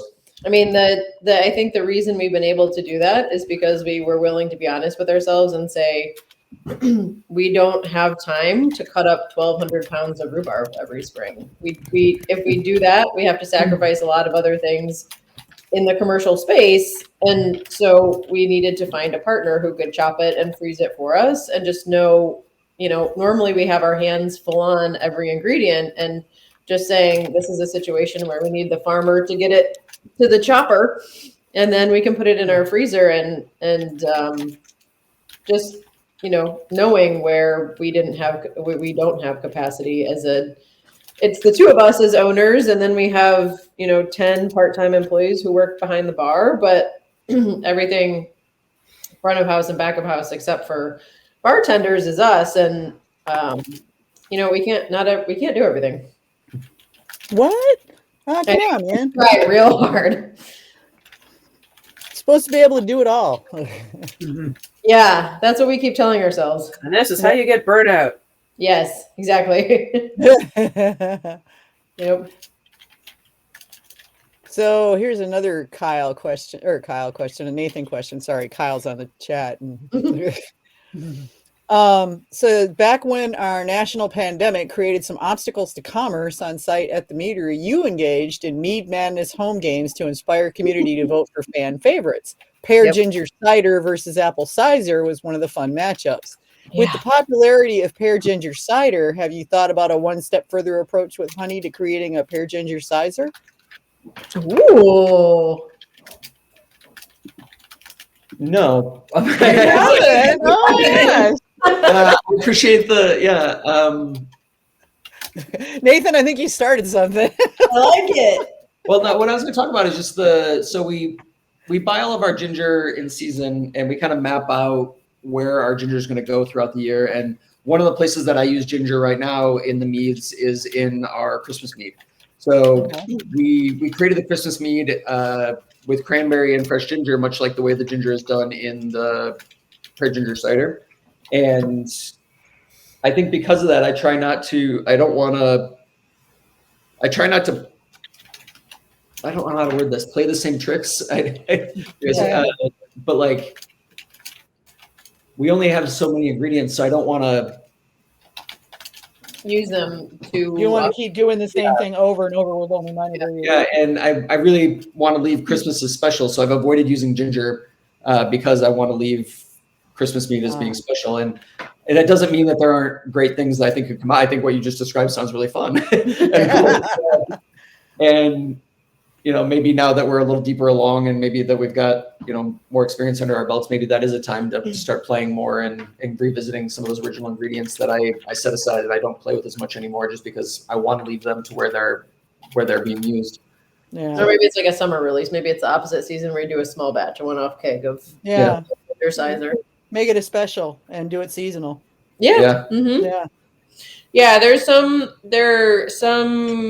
kind of recurring seasonals that we've had to cut over the years. If we just couldn't, consistently get that product, that ingredient every year, and then some we've added in, and but the small batch, the like one-off kegs are always fun because they go quickly. We can really experiment. If it fails, it fails. If it goes fast, that's great. Yeah, that could be fun to play with. Yeah. Mm-hmm. Ideas. Wow, back in the days of the Mead madness, yeah, that feels like a lifetime ago. And I know. It does seem like another life, doesn't it? Yeah. That's weird. When we're old and gray, it'll be like, do you remember the? Oh yeah, I remember the pandemic. Yeah. Oh my gosh. We had to drink our mead at home. It was terrible. It was so weird. Yeah. We couldn't buy mead. We had to make our own. It was just so hard. Oh my gosh, we were so like desperate for any business. I remember there was this local tech company who is just so thoughtful. They like anytime they're doing anything for their employees, they support a local business. It's so cool. But there was so little that they could do. And so for their holiday party, they had us create a gift basket for each of their employees with like 4 different meads and ciders and a tasting glass and some cheeses to go with it. And Wow. I was like, literally anything you want, I will make it. I will deliver it. And they were like, oh my gosh, could you deliver it to all of our employees? And I was like, yes, of course I can. Until it was like 25 people across Washtenaw County during a snowstorm. And it ended up taking me like 11 hours to deliver all of these. I was like, why did I say yes to this? They'll be glad you weren't in the South, because when it snows down there, it'd take you like 3 weeks. Yeah, that's true. That's true. You At know, least get our I mean, snow because they just lock everything down. It's just it's hilarious. He'll drive diesel. Yeah. Yeah, you don't even have to get the snow. Just the possibility of the consideration of it might Just be the thought of maybe it. going to snow in the next year or so is enough to shut everything down. You know, it cracks me up. I mean, granted, there's no equipment to deal with it there, so it's understandable, but it just cracks me up nonetheless. And I never, ever, ever, ever, ever would go out because everybody out there does not believe in physics. And and I can't seem to make them understand that's okay. Physics believes in you. Yeah. And that 4-wheel drive is not going to save you. It sure won't. Nope. So yeah, that's because nobody knows how to drive in that stuff either. So it's kind of nice actually coming back up here where people at least have a clue most of the time. Yeah. At least about snow driving. Yeah, at least that. Yeah, not necessarily about everything else, but snow driving. Yeah, we Yeah. got that one down. Yeah. Yep. First snow of the year, though, everybody's still stupid. Nobody's got their snow tires on. Yeah, that's what we got our first real snow over this weekend. So I don't know. What'd you guys end up with down there, Lauren? Maybe like 5 inches. Yeah, we ended up with about 8 here. Apparently, Grand Rapids got dumped on. All my friends in Grand Rapids are going, shoot, we got a lot more than that when I posted a picture. I'm jealous. If it's going to be cold, it might as well be snowy. Might as well be snowy. Yeah, I've got a pair of snowshoes I bought just in time for it to stop snowing last year. Literally got them and it never snowed again after that. Was your fault, huh? That was my fault. Yeah, so it was like, oh, darn it. So they're sitting there waiting. And I mean, actually, we've got close to a foot out in the field out back. Kind of piled up. So I might put them on and give it a shot. It's been a long time since I've done that. Yeah, get out there. Yeah. Got to find my gaiters so I don't get my pants all wet. They're around somewhere. But okay. Okay, so another Nathan question. How does working with local businesses for ingredient selection, such as by the pound, provide you with a better sense of imparting spices into your mead journey? Where he gets this stuff. So this is kind of a little similar answer to the glue vine that also big shout out for by the pound, because personally that's where we do a lot of our shopping. But for spices, most of their spices aren't grown in Michigan, so we don't get a lot of our mead and cider ingredients. We don't get any from by the pound. For our cocktails that we make, or for making syrups or things like that for the tap room, we usually do get all of those ingredients by the pound. But for a lot of our ingredients for our meads and ciders, we're either on a very small scale, we're foraging. On kind of a medium scale, which is most common, we're working directly, and large scale, we're working directly with the farmers. So, it might be like black currants. We call that farm at the beginning of their season, confirm with them that they can kind of store them frozen throughout the picking season as they have extra, and then we run up there and get them from them. Be an example. And then there are a couple things where we haven't been able to source from a single farm. So we'll work with a local food wholesaler, like Eastern Market, which is the big farmers market in Detroit. They have a wholesale side to their market. Or we'll work with something like Argus Farm Stop, which is a local food grocer here in Ann Arbor, and they also have a wholesale component to their business. So we'll work through them to maybe find enough supply that things like strawberries, for example, have been a little bit tricky for us. Raspberries are one of the hard ones here in Michigan, where there's only, I think, from what I understand, there's only like one commercial harvester for like large batch raspberries. Yeah. That was one of the ones I did through Eastern Market, where I shouldn't say I never got the name. I might have eventually gotten the name of the farm out of them, but I wanted to confirm that it was a Michigan-based farm before we bought them. And they understood our values and what we were after there. And so they, Eastern Market basically facilitated that transaction for us by connecting us with the farm. Also, nice. Farm to Freezer, which is the company I mentioned before for processing our rhubarb. I've bought peaches through them as well, and strawberries as well. But again, they know that we only want to work with Michigan farms. So even though Farm to Freezer will work with like farms in northern Indiana, for example, they know that if they're trying to work with that farm, that it's not a product that we're going to be interested in. So I think it was 3 years ago now, they had a farmer who ended up harvesting a bunch of strawberries that came in just under the sugar content that they wanted. Sugar content was good. The strawberries looked a little bit white, even though the sugar content was good. That's where the confusion came in. So they had like 800 pounds of strawberries that they wanted to move, but they weren't going to move them through traditional, food vendors because of the aesthetic aspect of the strawberries. So they Farm to Freezer reached out to us and asked us if we were interested, and we were able to buy those strawberries from them, which was pretty cool to have access to things like that. But the hot mold mead that we do in the tap room, that's spices and stuff that come from that we by the pound. So pound. that's like orange peel, black peppercorns, fennel seeds, things like that don't grow in Michigan, and those are straight from by the pound. Yeah. Okay. Yep. We do, the one spice that we have worked with that we've been able to get here is coriander. Farmers in Ann Arbor who grow enough cilantro that we've been able to get, a paper lunch bag full of coriander. Garbage bag of coriander. What are you doing with that there? Nothing? Yep. Yeah, no kidding. I mean, I know that grows here just fine, so I'm sure it grows there just fine. Oh, yeah. That's one of the things I'm going to be planting I go through a lot of cilantro. So that coriander is another one, and it's like I'm forever going, crap, I'm out. Yeah. Quickly, like every week, plant another handful. Pretty much. Otherwise, yeah. Well, I figure cilantro is going to be a weed like lemon balm. So,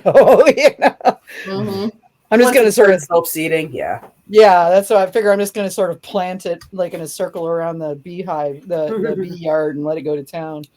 And apparently like shiso too. Oh yeah, apparently so. I know. I got to look into that. That looks really nice because when I build my deck, I'm wanting, like a hedgy sort of plant. But I'm trying to be in my planting. I'm trying to put in, useful things. Yeah. As much as I can. So like ground cover, I'm going to go with creeping thyme and that sort of thing. Stuff that I can use. Unlike the autumn olive. At least this isn't freaking grass. Yeah, or autumn olive. Damn things. My nemesis. But so okay, now I know we talked about this a little bit earlier, but Nathan was asking. He was saying meaderies are not often known for making sipping vermouth. Please tell us more about how you came to make aperitivo. That's long. Yeah.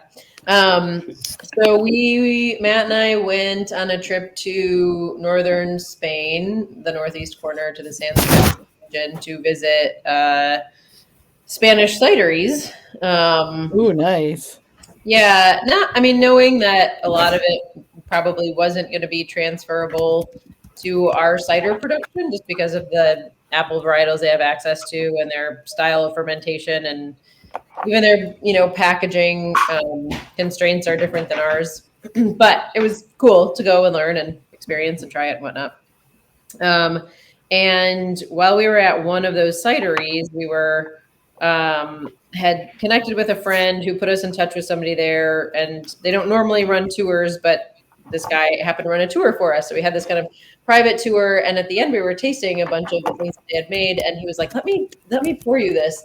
And they had been working on a cider-based vermouth. So the base of it obviously being apples rather than grapes. And it was phenomenal. It was so good and so well balanced and just really interesting. On that same trip, Lauren kind of skipped over. We were already falling in love with the vermouth culture that we had seen there. We were enjoying the cider culture, but so many vermouth bars, that just kind of like the vermouth hour of like, slowing down, add drink, something herbal, a little bite to eat before dinner. All of it was just delightful. And the vermouths were really fantastic. Wow. Yeah. So we came back from that trip feeling very inspired, and it took us about 2 years to get it to market.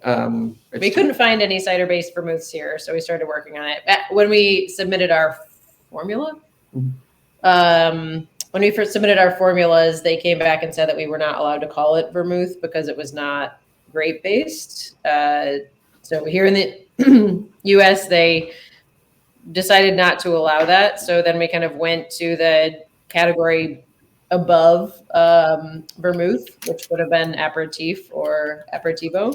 So it still falls into this category of, a fortified, aromatized wine product.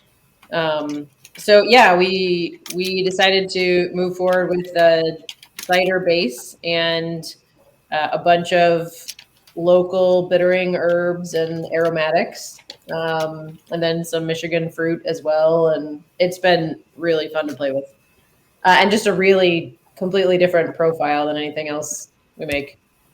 Interesting. I'll have to try that next time I'm down. Yeah. It's what are you using for your aromatics in that case then? There's lots of them. Tarragon, garden sage, yarrow, mugwort, ginger, anise hyssop. Yeah, there's probably, I don't know, 20 things in there. 25 there's 7 botanicals, and then there's a handful of other blends that come into it later on. The federal government did make us put a tiny bit of wine in it. Really? Straight fortified cider. But they also didn't specify how much, so we could have just dumped like a cup into our 100 gallons of. I tried to make it so that it actually had a flavor impact. I wasn't going to add something for no reason other than So it does technically have a tiny bit of wine that we buy in bond from northern Michigan, from Maubie in it, and then yeah, it's been really fun. Yeah, so the inspiration was kind of like a Spanish sipping vermouth. So we started with this red vermouth that's sweet, on the sweeter side, and quite bitter, but kind of refreshing. And then our hope is to start on recipe development for a white and a rosé also. That is really interesting. Yeah, it was. I mean, we'd only had a few. It was kind of new to us, and we just kind of dove in. Sure, why not? Why not? Yeah. We thought we had to use mugwort because we didn't think we could use wormwood. And yeah, that does raise some things. I put wormwood on a formula just for shits one time to see what they'd say, and they let it through, and I was like, oh, really? So I don't know. I mean, I know you can talk to a lot of brewers and vintners or whoever you want to talk to, and the TTB is quite inconsistent. But that one, so I do have a wormwood approved formula. Should you decide to go that route, huh? Yeah. Sure. I mean, if you get one that tastes right, why not? Yeah. Yeah, we it tastes a lot like arugula. Ran into an issue where we ran out of mugwort for a batch that we were making, and we were kind of asking around to some farmer and herbalist friends to see who had mugwort, and we know a flower farmer who was like, "Oh yeah, I have a bunch growing at my farm." So we ran over and we got a bunch. We got back and we were like, "This is wormwood." So we were doing a side-by-side taste, and man, it is potent. Aggressive. Yeah. Intense. It's really bitter. Yeah. So. Yeah. And in enough quantities, it does weird things. Yeah. Yep. Which is why they got restrictive on it. had a whole we just had a whole bush of it. So yeah. Oh my gosh. Okay. I want to get this one. This is kind of off on the side here, but unfortunately Brad went to bed, but he had asked this and I think we forgot. Any tips for working with sour yeasts? Yeah. So I'm curious too for that. So sour yeast, yeast producing lactic acid bacteria during fermentation. The first one I ran was, I'm so bad with nouns, I'm sorry. The GMO one from, is it Y yeast that makes that one? Y yeast? Yeah, probably. Basically they took, as far as I understand, like British ale yeast and GMO genetically modified it to activate the lactic acid pathway in the strain. And I had pretty decent success with that. It really doesn't like it really caps out pretty hard against the acid. So I ended up finishing the first couple of times I used that, finishing the fermentations with DD10. So once you hit your acid, like basically your acid threshold, which is more or less your pH threshold with that yeast. If you watch your pH, you'll see it. Like I think, I don't have the numbers off the top of my head, I'm sorry, but I remember very clearly, I was like, oh, my pH is like just stopped. And it was dry, it was falling fast before that. And the yeast stopped right in lockstep with it. From there, I shifted gears when they came out with the harvested yeast. And again, I'm so bad with names. I apologize. Is it sour vise? Is sour vise the one that's GMO, or is sour vise the harvested one from Pennsylvania? I'm not sure. Arthur was on the chat saying that that's a Lalamand. So I think sour vise is the. Oh, maybe Arthur can answer real quick. Is it he's typing now, so. Google it real quick, but. Yeah, I haven't worked with any sour yeast yet, but I like sour yeast. Philly sour. There we go. So Philly sour is the one that I shifted to, and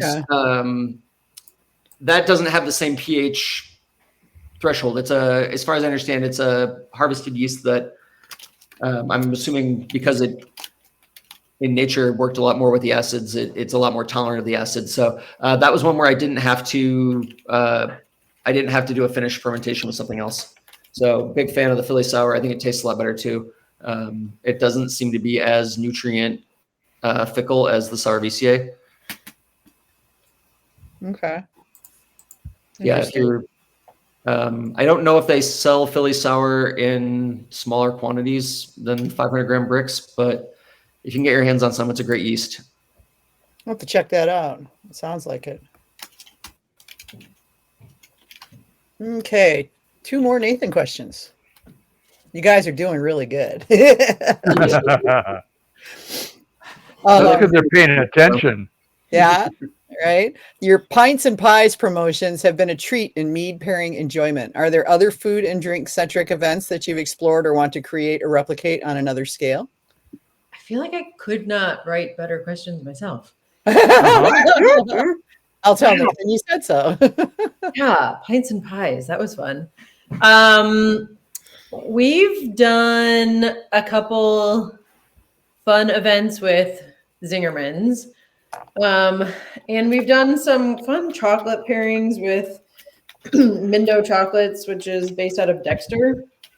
So we've done a couple like really thoughtful pairings with them where we made truffles and different kind of powdered ingredients were like dehydrated and powdered ingredients were mixed into the ganaches to pair with the meads and ciders. So one that comes to mind, not surprisingly that it comes to mind to me, but the rhubarb mead paired really well with this, like a salty ganache that they made, and that just kind of like the minerality from the rhubarb and the salt was so nice together.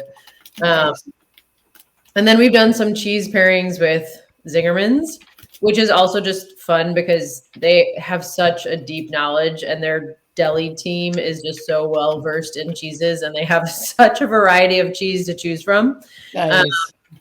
And I will say that I think sometimes pairing with session meads is tricky because they're not big flavors. They're kind of light, they're delicate, they're kind of fleeting sometimes. So I think it can be a little bit tricky to pair with them, but we've had some really great luck with Singerman's. We had a batch of cider spontaneously ferment last year, which Oops. weren't really expecting. When I took delivery on some cider, I got more than I was expecting, so I dropped it into a tank, thinking like, oh, I'll get maybe I'll play with that next week. Otherwise, I don't know what I'll do with it. That's a tendency to do things. 16 weeks later. And that was not too. That was not too long after we had returned from the trip to Spain, and the flavor profile on that cider was actually pretty interesting. And so Matt rigged up this like homemade spout, and we did like Spanish long pours off of this spout, and did just kind of like a shared table dinner of like breads and cheeses and a lot of tinned fish, and that was great. Wow. That was really fun. I would do that again in a heartbeat if we accidentally goofed up another batch of cider. Yeah. It's a good question. Now it's got you thinking, right? That's the idea. Yeah. I'll ponder that. I'll come back next time with some ideas. Okay. what future things we want to explore in terms of pairings. I will put the shout out there. We are looking for any food vendors that are interested in the space and within our space. Yeah, so. Any like savory food businesses who would like to move in and be our roommate. Ah, cool. We don't have a kitchen. We have like our food prep area, but just putting that out to the universe. All right, Southeast Michigan folks, you heard it. I'll have to put that out and let them know. Mm-hmm. I'll throw something up on the GM page, see if anybody picks up on it. Perfect. At least my social media still works, even if my website's cocked up right now. Go figure. It's like, yeah, that's what I wanted to spend my time doing. Okay, and one last Nathan question, and then you're out of the woods. With wet hop meads, are you planning your next new single hop, single honey varietal series as a summer destination feature for your tap room? Summer destination. So we've done. There's a bike ride that we try and support. That was done with Ann Arbor Running Company. The guy who owns the Ann Arbor Running Company, or used to own, I guess he might. I think he exited. The former owner of Ann Arbor Running Company used to do a bike ride every year. I can't wait to hear how this is connected. And we were taking on their 100-mile ride. They would ride all the way to my family's farm. And the guy who's like my uncle grows hops out there, and those are the hops that we've used for the wet hop. And in that, that is the closest we have had to a summer outing that would incorporate going to where we got our products from, specifically on the hops, because that came from my parents' farm. But it kind of worked out that it was about the 50-mile mark, so it was about far enough. It was close enough yet far enough away for the bike ride that they were able to go basically ride past the hops on their way back to the road to come back to Ann Arbor. To answer your question, we don't have any other hop varieties planned. Gregory doesn't. Greg's the guy who's like my uncle. And so I have not used any of his Willamette in a fresh, or I might have a couple of years. I might have like 4 or 5 years ago used his Willamette in a fresh hop. Nathan would know. But that's usually where I get my fresh hops are from him. So just, I want to, we want to work together and support him and everything. But so there's not any new varieties of hops coming from them or from that farm. But yeah, there are a lot of fun hops grown in Michigan. I'm a big fan of the Michigan hop trials. I have not played with any of those hops wet though. So Okay. I think the reason that we've been able to and have like pursued doing some wet hop batches in the past is because we know Greg, his tiny hop farm is on Matt's parents' farm, and so we have like an easy connection with him, and it's easy to communicate to know when it's coming and when we can go help him harvest, and so that it's just made the whole thing kind of a process that can be kind of time sensitive and tricky is a little easier because we know Greg so well. yeah. And if you are playing with fresh hops, I would. We were talking about the vegetal notes earlier on different things. I don't remember what we were chatting about, but with wet hops, I am a big fan of adding them cold and keeping them cold. You know, they want to rot, they want to break down, and keeping them cold helps them from getting to that funky side. That's not fun. I mean, the breakdown side of it. You were talking about fennel. Yeah, thank you. It's past my bedtime, guys. I'm not gonna lie to anybody. Yeah. It's okay, you guys are basically done. You did really well. Yeah. Been up in months, so Yeah. Rob's saying there's a hop farm up in Alpena. Yeah. So if you get up that way.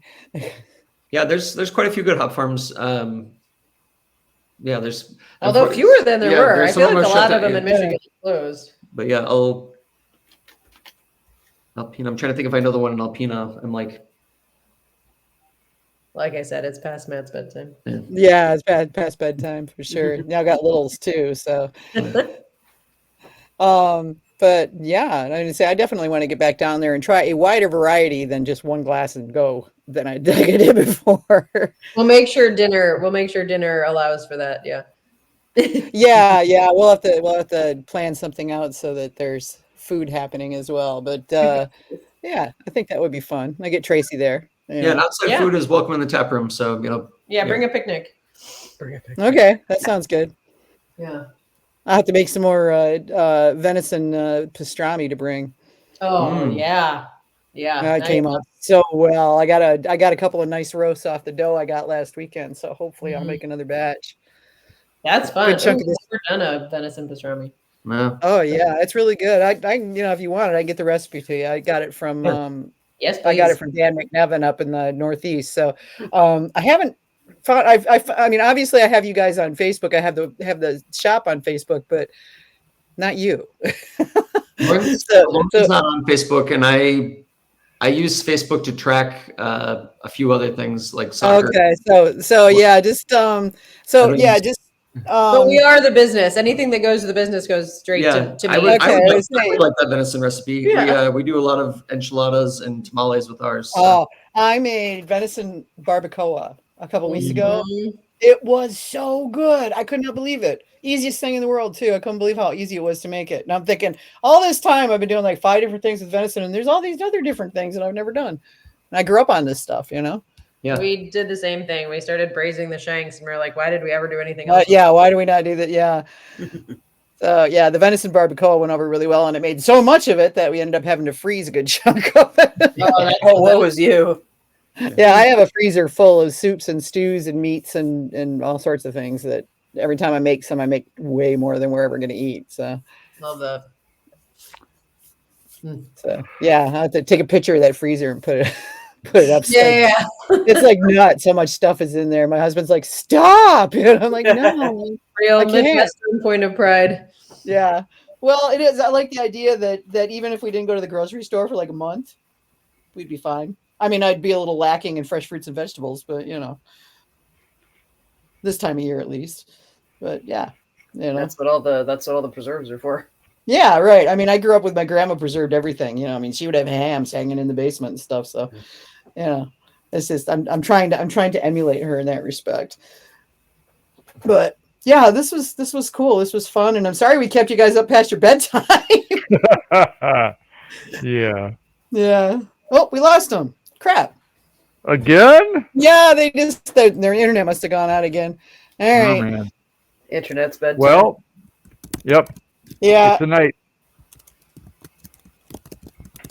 Hang on. We're gonna do dates and stuff here. So a whole bunch of stuff coming up in December. December 4th, Dancing Skeleton Meadery in Sapulpa, Oklahoma has a trivia night.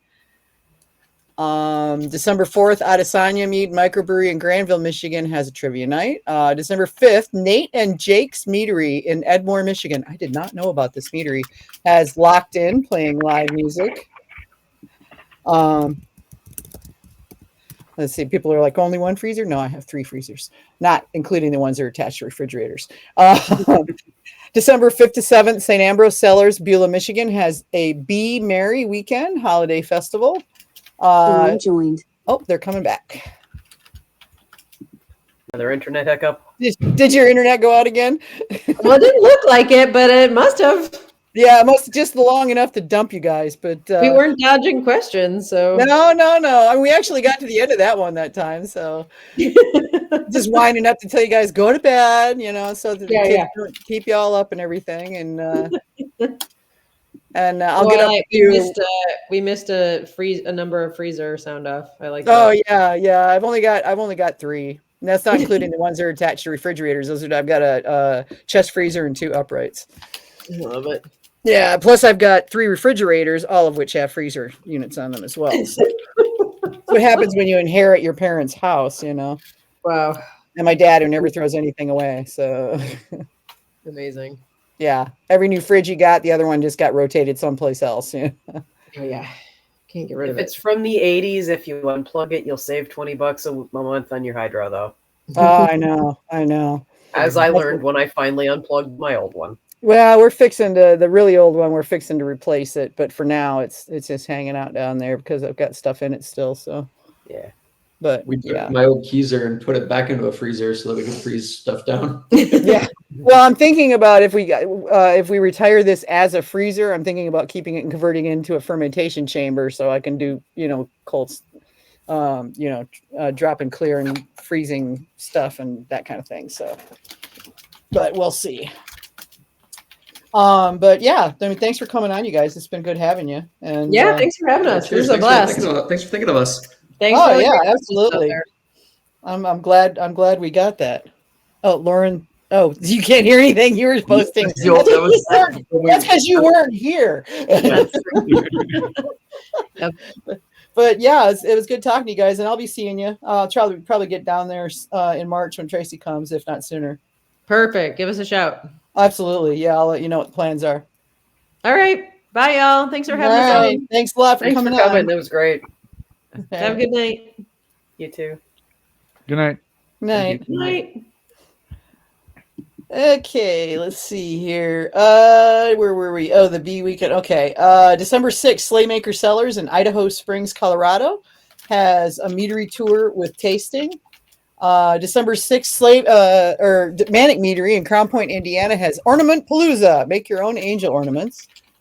December 7th, St. Ambrose Cellars, Beulah, Michigan has their Sunday brunch, and that's every Sunday until at least the spring. And I went that Sunday before last, and it was amazing. It was really, really good. And we're definitely going to be going back.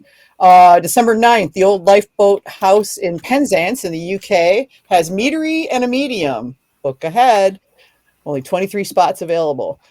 December 12th, Manic Meadery in Crown Point, Indiana has a paint and drink evening. December 13th, Wandering Wind Meadery in Charleston, West Virginia has Christmas at the Meadery. December 13th, St. Ambrose Cellars, Beulah, Michigan has Barefoot playing live music. December 13th, Nate and Jake's Meadery in Edmore, Michigan has a comedy night. December 13th, Crafted Artisan Meadery in Mogadore, Ohio has a pressed flower cardinal paint and sip class. December 13th, Honey Tree Meadery in Nashville, Tennessee has pictures with the Krampus. Yeah, right. That should be fun. Great. Yeah. And your kids screaming and running. December 17th, Washtenaw Food Hub in Ann Arbor, Michigan has a community mead making class with Rachel Kanan. December 20th, Doggone Bees Apiary Meadery in Hanover, PA has a mead making class. December 20th and 21st, Birmingham Meadery has their Yule Market, and that's in Milton, Delaware. December 21st, Meduseld Meadery in Lancaster, PA has a meadery dance. So they just have a night of dancing, which just sounds like fun. December 26th, Windchaser Meadery in Williamsburg, Virginia has a comedy night. December 27th, Four Brothers Mead in Festus, Missouri has Tom Borick and Veronica Mary Agnes playing live music. And December 31st, Iron Sword Meadery in Ridge Springs, South Carolina has a New Year's Eve celebration. And as always, support your local meaderies. And if you don't have a local one, then go to shopmeads.com, mead from all over the country. And it's pretty good. There's a lot of really good stuff in there. So definitely check it out. We are done for the year. So our next show will be on January 13th. In the meanwhile, Merry Christmas, Happy New Year, Happy Holidays, Happy Hanukkah, Happy Kwanzaa, and all of those fun holidays. And we'll see you guys after the new year. Get your ideas in as to who we ought to have on the show, too. So y'all be excellent to one another, and we'll see you soon. Night, everybody. Take care. Night, all.